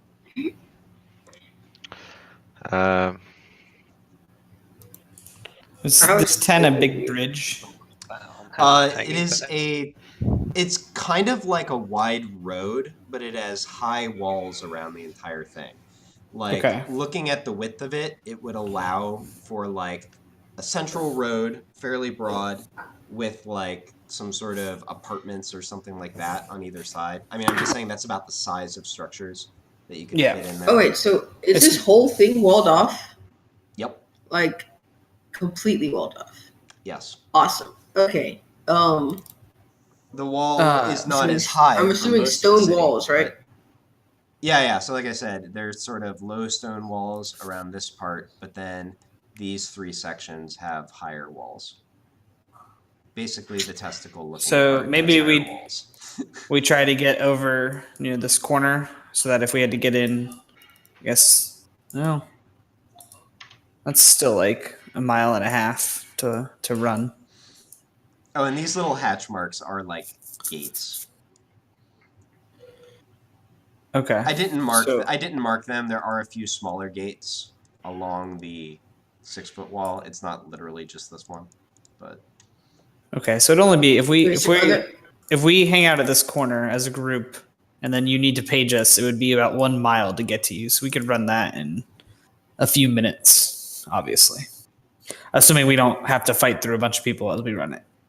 Well, I figure at least 9 minutes. I figure we're all more fit than my 14-year-old self still. Yeah, that's what I'm saying. 7-minute mile is pretty good. Yeah. So there's no gates along the walkway? Along this part right here. Yeah. Not that you can. Well, wait a minute. You're kind of at a distance, and Fallon wouldn't remember that. Fallon, do the Yuan-Ti trade anything? Do they want for anything? What do I check for that, Casey? Just Or do I get to history, I remember? guess.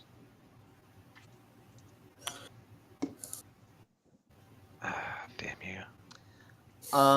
Okay, so you're not 100% sure. However, their main neighbors in this forest are orcs and goblins, who are not like particularly known for manufacturing things or having lots to trade.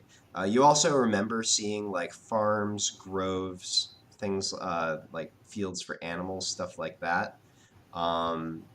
So you imagine they're fairly self-sufficient, but if there's anything they do want, it might be slaves.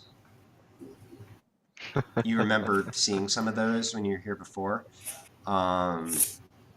Also, you remember seeing what you now realize are various undead, zombies, and skeletons. So you imagine that they might make use of some dead opponents for slaves as well.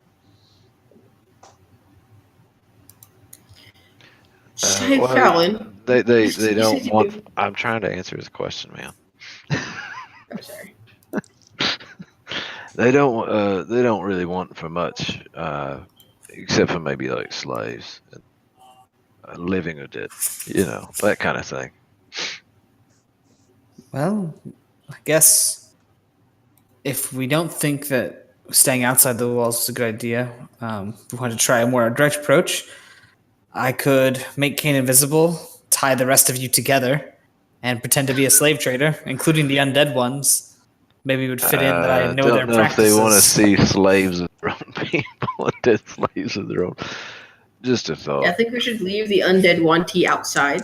Sorry, I Kane. didn't. I wasn't clear whether the undead that you said they had before were Yuan-Ti or other races, but Probably the slain foes. But why don't we just pretend that Hillel and I are your god and you're a slave trader looking to broker an agreement? That sounds plausible. Yeah, you seem like the type that could be like the brains, and they're pretty muscly, I think. yes, I guess if And I can just be invisible, tailing you guys, and then going on ahead. that's sort of what I thought. We could get into the city, perhaps start a negotiation, wave some gold around, and maybe get through them that way. If nothing else, it's worth a try. The worst thing they do is either attack us at the gate, and at least we know what we're dealing with, or they send us away. I really wish I had a cart or something to kind of sell this a little bit more. But perhaps at least, well, we could, if we really wanted, we could go get ourselves some other corpses for clean to animate into slaves. Though that's getting a little dark for my taste. Let's go kill some people and enslave their dead bodies. Yeah. No, I think just you looking to maybe purchase some, possibly, or looking to create a trade path or something. Yeah, either way, yeah, I could pretend to be a merchant of some kind, come here to do business. I think a slave merchant works. Doesn't mean you have to bring your product. That's true. First trip. That's true. Nothing else. I could tie clean up and pretend that she's just a sample of the slaves I have to offer.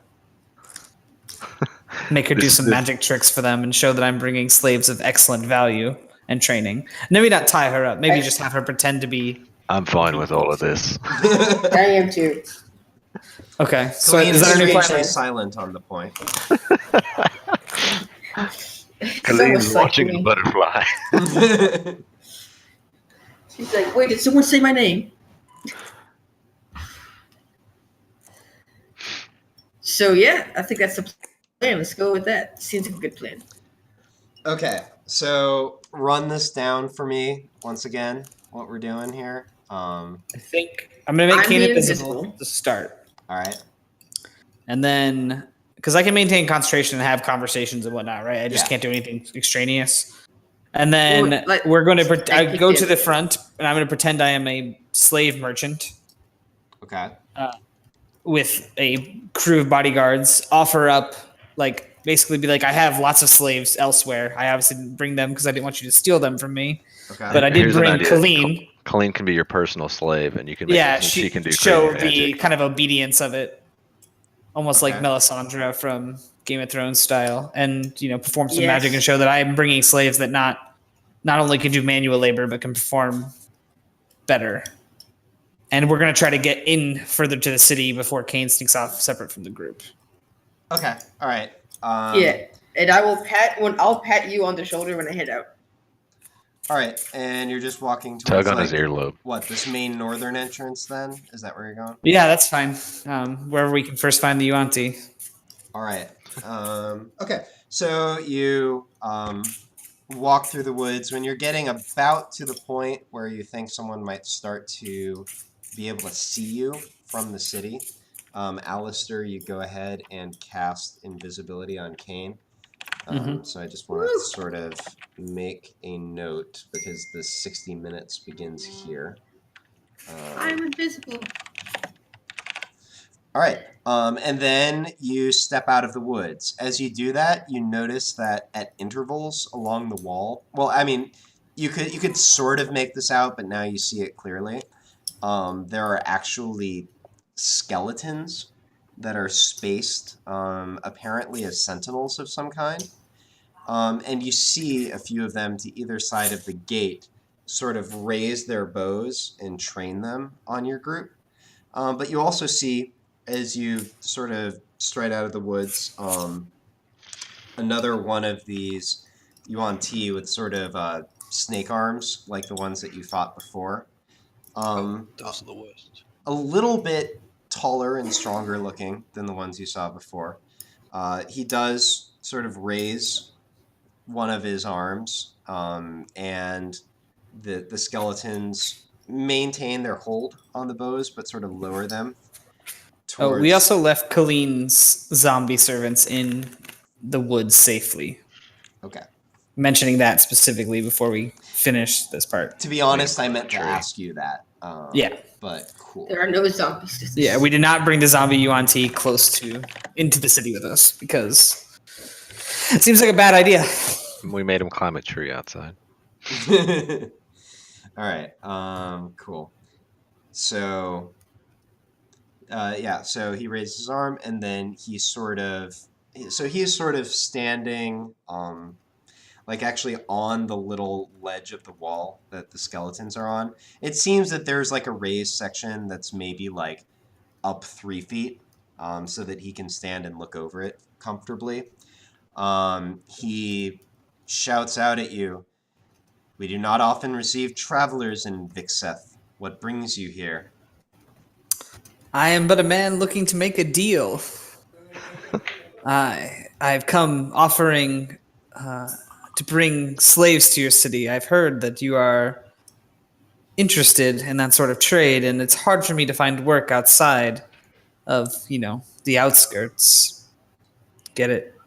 Skirt. It's the forest name. Yes. Haha. You travel far to bring these slaves. You must have many of them. I have access to many. I've brought one with me. I obviously didn't want to bring all of my wares this way without knowing we had a deal first, but I've heard the Yuan-Ti are smart people, and I'm sure I'll leave with a good deal for both of our parties. He sort of looks at you very closely. How do you maintain so many slaves? And where do you get them from? The cities. Cities are full of people who need help, money, a chance, a home. It's not necessarily the same slavery as kidnapping or, some sort of necromancy, but it does, I provide that with them, and then they are rather obedient afterwards. And how do you intend to bring many here? I understand how one might travel with a small band, but with hundreds I of mean, I made it slaves. here the first time. No We one just can't questions. open up a portal in front of them. Heading to the Tower of Venice, no one asks any questions, and those who want to go into the Skirt Forest are free to do so on their own. The tower, is that not to the south, and yet you approach us from the north? Yeah, I got a little lost on the way. Wait, no. Wait, hold on. I thought he was saying you're saying like you told people you're going to the tower, but you come here instead, right? Yeah, I mean, it could do that too. That's what he means. He looks at you a little more. I need to check something. Let me see. Okay. Go ahead and at this point give me a deception check, and you will have advantage because he did not remember a relevant detail. All right. Yeah, he says, all right, wait here. You will need an escort while you are in the city. You will have But to. of course. You will have to speak with the nightmare speakers about this. That sounds absolutely pleasant. You sound like lovely people. All right. So he shouts at somebody below him who takes the wall by his place. This person looks almost human, actually, who's now manning the wall. As you look at them closely, you see some sort of angling to the eyes. Again, a very long nostrils that almost look slitted, but could pass for a human if you weren't paying very close attention and didn't know what to look for. Lower class. He disappears, and so. Oh wait, I forgot to make you wild magic roll for invisibility. That's fine.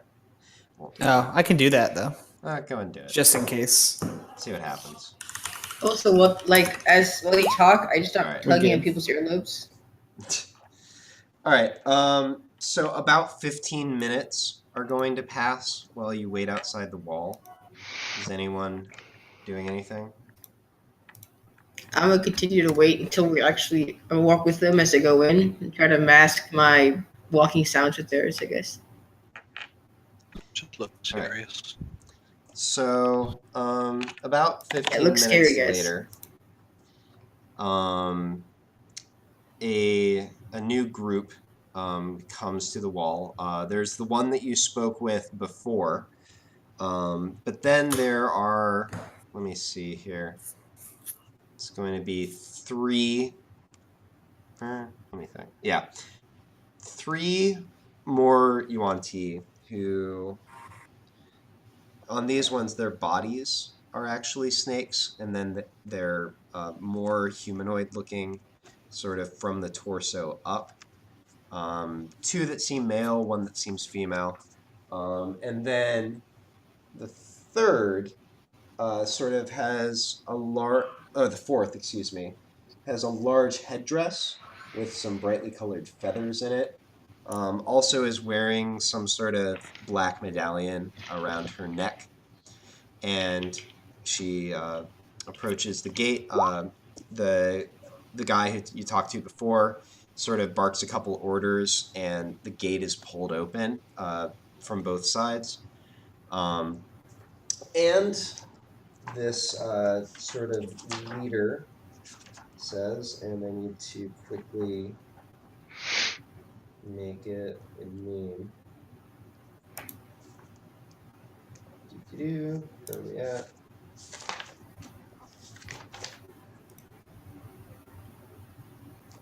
All right. I just want to make sure I don't forget this, so I'm going to write it down real quick. All right, and she says to you, "Welcome, travelers. My name is Itzli. Welcome to Viksseth. Please follow me, and we will talk." So this is her name.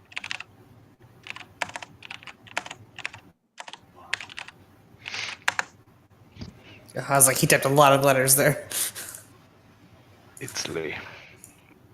All right, so you're just sort of following her. Yeah. All right. So she doesn't say anything as she leads you down this main road. As you do, to your right, you see some settlements, and occasionally you glimpse more Yuan-ti who look like, again, sort of the more human-looking ones. As you get to about this point, you can glimpse over to your right what seems to be a large mill and storehouses. And you can actually see a few undead coming out of one of them, a couple of zombies. To your right, you see mostly pasture land, which, again, interestingly, seems to be tended mostly by zombies that are overseen by the Yuan-ti. When you get to the central area, where the 7 is, there are a few buildings that, like, it's hard to make out, it's hard to know exactly what everything is, but they have the look of like taverns or entertainment halls or something like that. A little bit further south, you see, oh yeah, actually, that's it.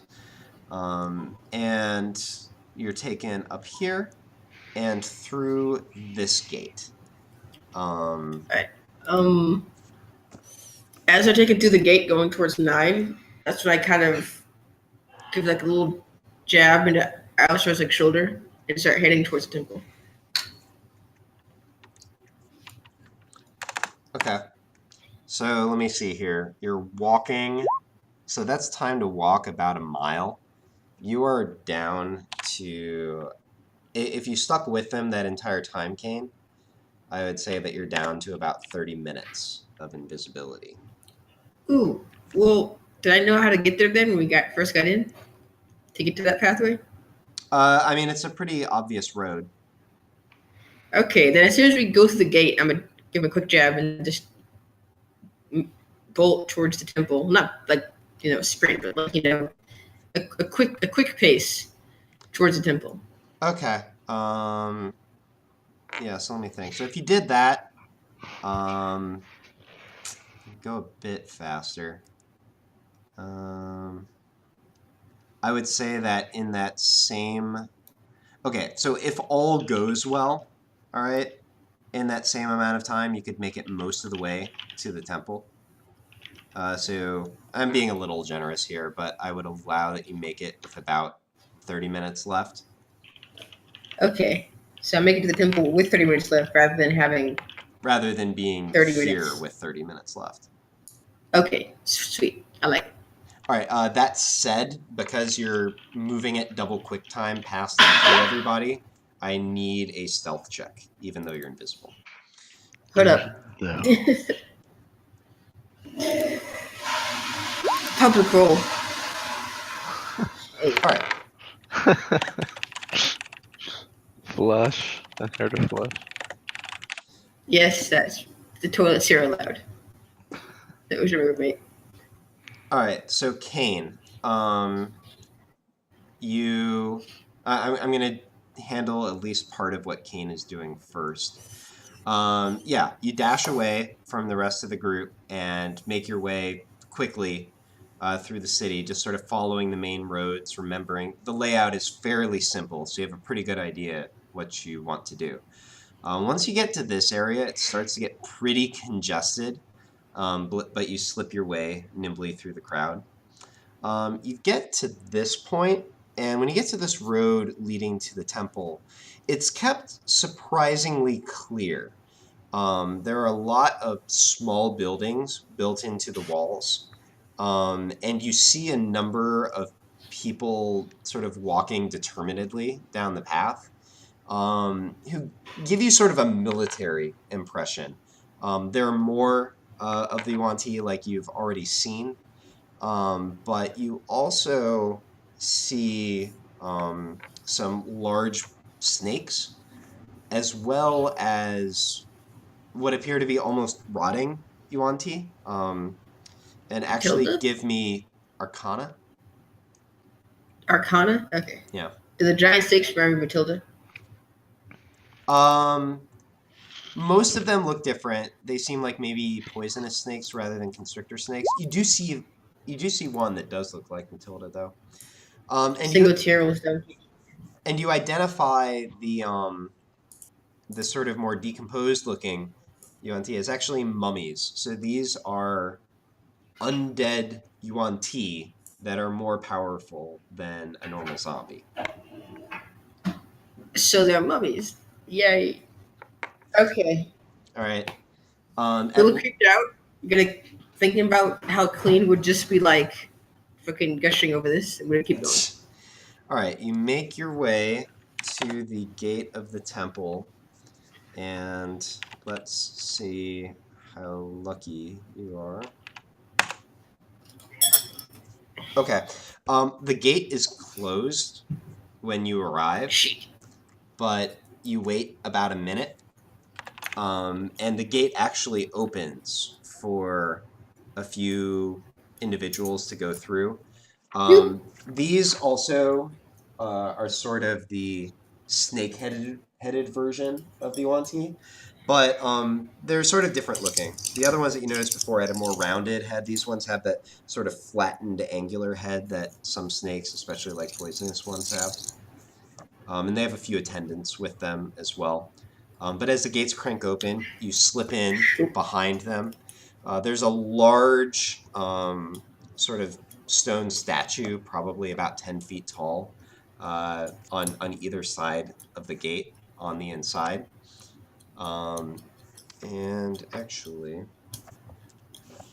along those lines, give me another stealth check. I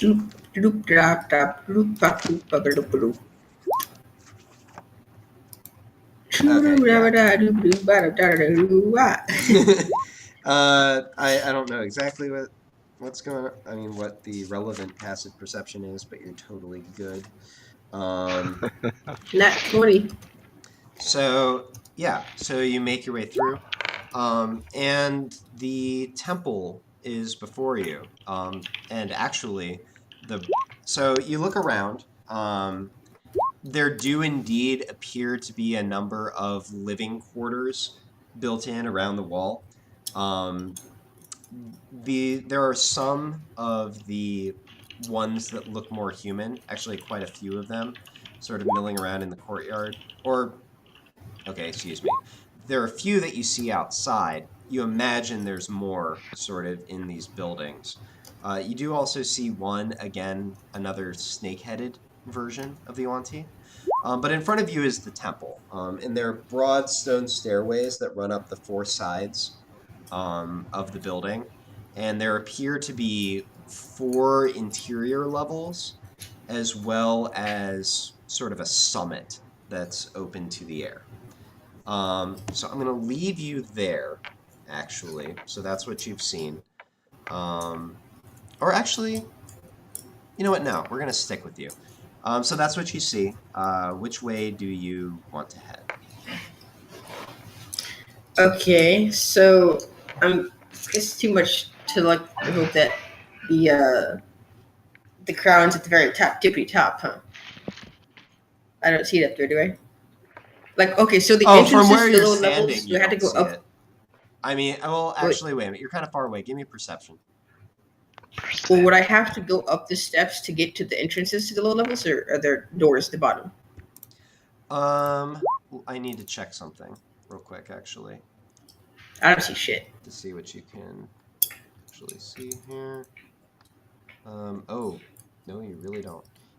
So actually, given that, your knowledge of such things, like, just sort of thinking about it logically, which I know isn't your strong suit, but this isn't that hard. You imagine that if there are interior levels, there would have to be exits to the outside that don't require you to go all the way to the top and then take an elevator down. There are broad terraces around each level that suggest to you that there are probably entrances somewhere on those terraces, but you can't actually see.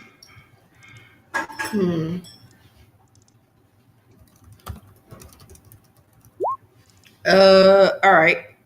Anyone important looking, like going up going up right now, or going into one of those terraces? No, the stairs are actually clear at the moment. But all right, I'm gonna go look for an entrance at the lower part. Okay. You head towards the temple. You creep silently up the first stairway.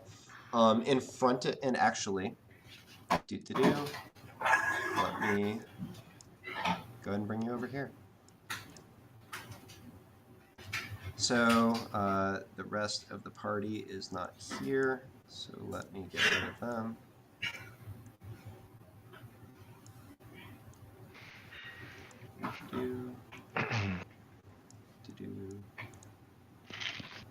Sneaky game. All right. I am very sneaky, So I'm very sneaky, sir. especially when I'm invisible. So basically the way this works, the levels are a little bit weird, but you can step like sideways off this stairway in order to get onto like the edge of the map that I have here. I'm treating as like sort of a terrace that lets you go in through the entrances. So you can see on the side that you're on, one entrance to the left. You can also see more because I forgot to put up a fog of war, but that's fine. So, or you could keep going up the stairway, up the side of the temple. That's that door right there, right? No, it's just open. Well, actually, I take that back. There is a door there. This map that I found doesn't actually have doors marked. There is a door. It just looks like a normal door. Okay. Sorry. Like all these openings assume there's a door there. Okay. Well, I guess I'm gonna go peek in through that. Go inside. All right. That door. Yep. You go. You find the door to be unlocked. So, just go ahead and like move your token around, and I'll reveal things as appropriate. Okay. So you can see down this hallway.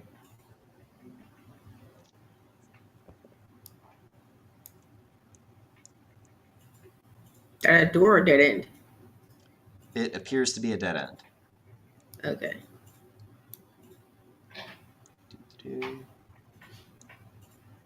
And for the record, like when I start hearing people walk around, I'm gonna stop as soon as I start hearing it to see where it's coming from. All right. I'm making large jumps. I'm just saying, like, yeah. Okay. So, actually, as you get here, and I will say the interior doors actually are marked. So the interior is what? Interior doors are marked on this map. So you can see a door here, and you can hear voices coming from the other side of it. All right, I'm gonna keep going for a minute then. All right. So as you come to here, you see what appears to be some sort of shrine. Do I see a crown? You do not see a crown. You do see one of the sort of more humanoid-looking Yuan Ti kneeling, making some kind of gestures. And what are they kneeling to? there is some kind of altar here, again, with sort of like snake-like decorations on it. She is also kneeling in front of, there's what appears to be a small idol. Your spidey sense tells you that it's gold, but you can't obviously be sure until you inspect it. My spidey sense, you mean my sense of stealing things? Yes, is gold? That's what I'm really talking about here. Must resist urge to steal idol. All right. All right. You can see down another hallway.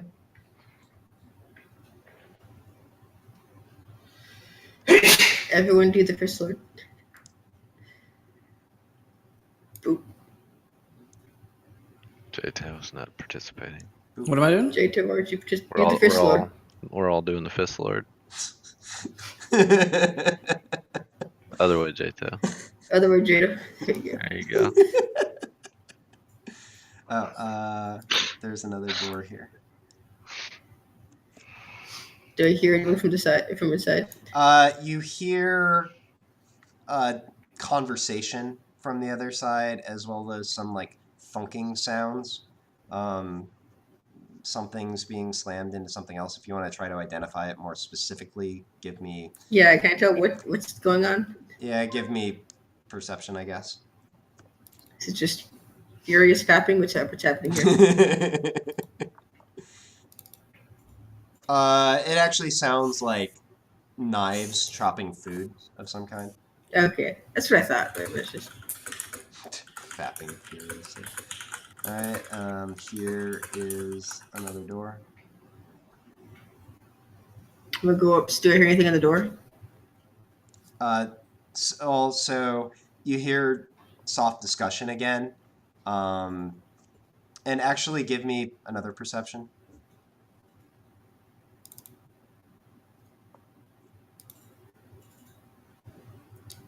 Stupid. Make me put it in. Faintly, you hear the splashing of water as well. And yeah. Don't think that's what I need. All right. And you see another entrance to the outside here. And from where you're standing, you can also hear ahead of you, and like, so if you're facing, so sort of from this direction, you can hear some kind of chanting or incantation or liturgy, something like that. It's not in a language that you know. All right. So now, 2. What is that? Which direction? Why is it red? Down. Why is it red? The floor is like carpeted actually in this area, and as you Okay. get to there, you can see that. Damn, thought we were going to say lava. Bit fun. And Oh, hey, look at that! It's a big old snake statue. and yeah, there seems to Is there a be crown? some kind of religious thing going on in here.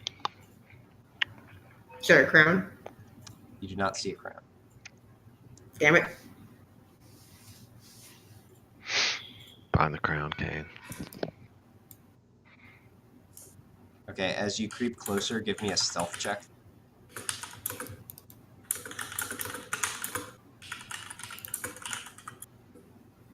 All right, you're good. And let me see, from there, you can additionally make out probably like that. And I really actually feel like a some secret of this entrance. too. I'll just reveal all that.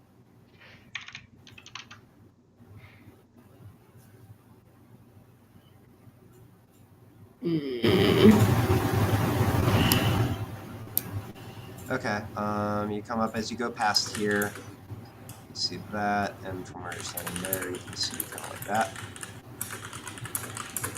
So those are steps? Yep. Well, they're not. Okay. And actually, you did, as you came into this area, you you went up a little bit of a ramp. This thing right here, or down, I guess. This is like a ledge that you climbed over. Oh, okay. Are these steps to my right? Are they going down?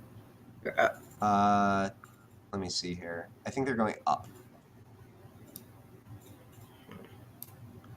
Okay, so as you get to here, you see that, and this. There's like a room here. It appears to be living quarters of some kind. There's like clothes, a small amount of food, a desk with like writing supplies, that sort of Do I thing. see the crown in here? Or maybe some mention of the crown? Investigation. Just like a quick, careful look? Well, how? Okay, quick. Give me investigation. All right. I'm trying not to disturb anything too much. Yeah. fuck. You know that the clock is ticking, so you just give everything a once-over. You don't find anything that notable. All right. You do find what appears to be a small pendant of some kind with more snake motifs on it. All right. I'm gonna pocket the pendant. Okay. It's really light.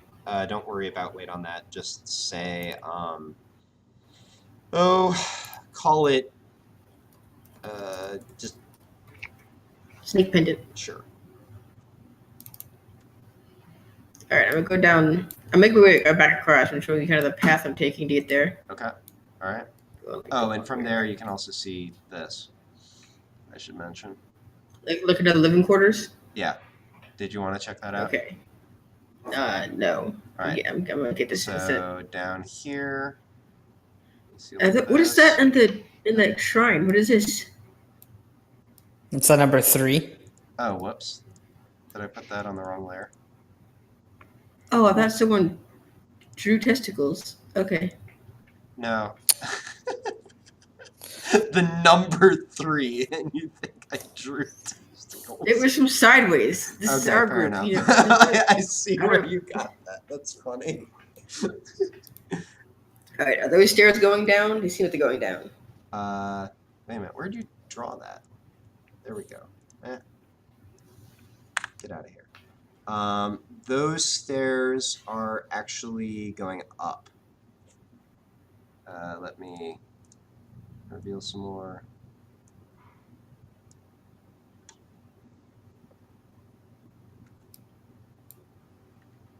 Over here.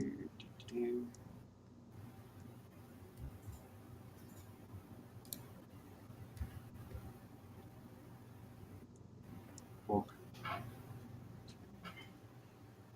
there is a cultist or another Yuan-Ti sort of. Actually, wait a minute. Let me see here. What is she doing here? Sort of looking over a desk. She's got a couple documents out in front of her. Like she's sitting at this. Yeah. Sorry, I know this is like fascinating for the rest of you guys. I'm gonna try to read over her shoulder. Okay. Give me another stealth check.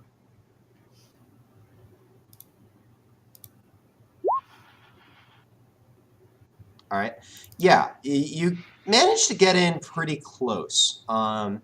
It seems that she's looking at a list of an inventory list of some kind. She's making occasional marks on it. Describes a lot of sort of strange things. Some various herbs. You actually see dragon's bane mentioned, which you've had a close run-in with yourself. What seem to be poisons from snakes and lizards that live in the area. You see the pelt of a jaguar mentioned. And as you look down it, you see her actually sort of check off the last one and glance behind her over her shoulder. And down at the bottom, it says, to be delivered to Lady Visaya Estava Simitashi, which reads like this. Is it being delivered? Hmm? What does it say it's being delivered? To this person. But it doesn't say what. The whole thing is like a manifest, like a shipment. All the things on there. Okay. Okay. Well, none of that's a crown, but lots of poison. Sounds like my kind of lady. All right. That's not what I wanted to do at all. There we go. Okay.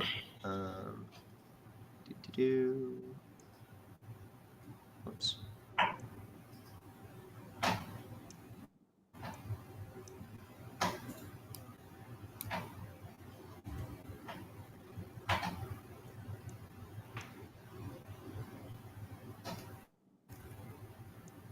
and you see a stairwell leading up.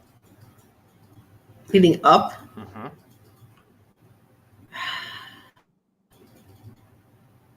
Mm-hmm.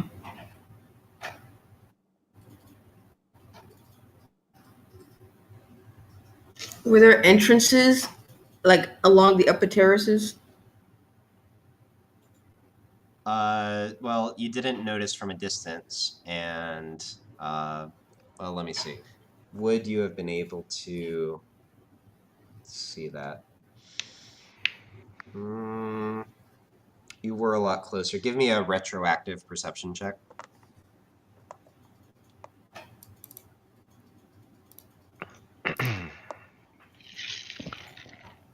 Holy shit. You're not quite certain.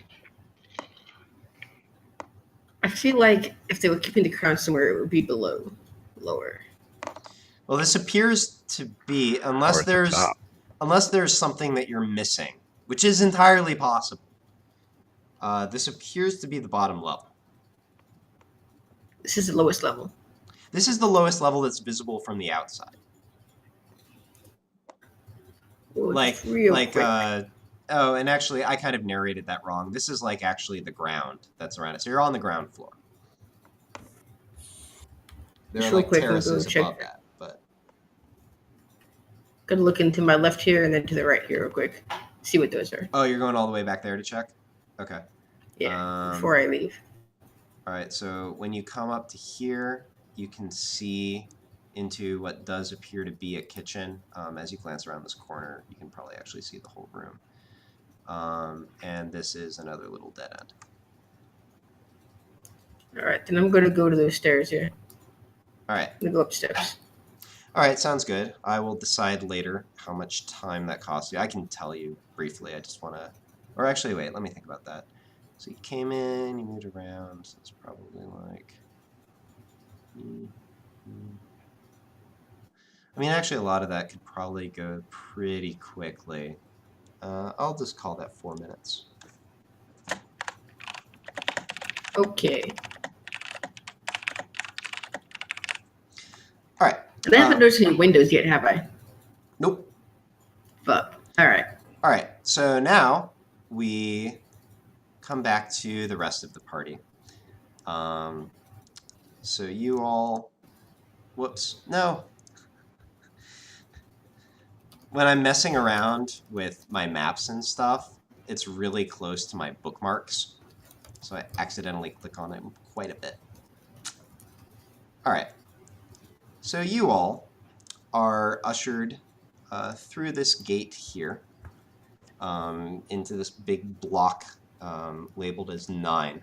And you see here a number of, even just from the entrance, you can see that this area appears to be very nicely laid out. There are stone paths running off in either direction. In front of you, you can see a large fountain. And you're ushered just barely inside the gate, taken right, so you turn right and head this direction just a little bit, and taken to a fairly nondescript stone building. So the 3 Yuan Ti, who were sort of the usual like snake-bodied ones, remain outside the door as you enter with the woman wearing the headdress. Inside, there's another one who looks similar to that, wearing a very similar headdress, as well as one of the more human-looking Yuan Ti, who appears to be some sort of attendant. And I am... Oh yeah, and so the one sort of sitting behind a desk looks up at you all as you enter and says, "Welcome to Viksseth. I hear you have some business for us." And that's actually where we're going to leave off for tonight. All right. Sounds good. Goodbye, stream. Make good We choices. got business. We got business. Goodbye, Well- Snake business. This is what happens when you look at your character sheet and go, I have a +7 in persuasion. Have I ever made a persuasion check?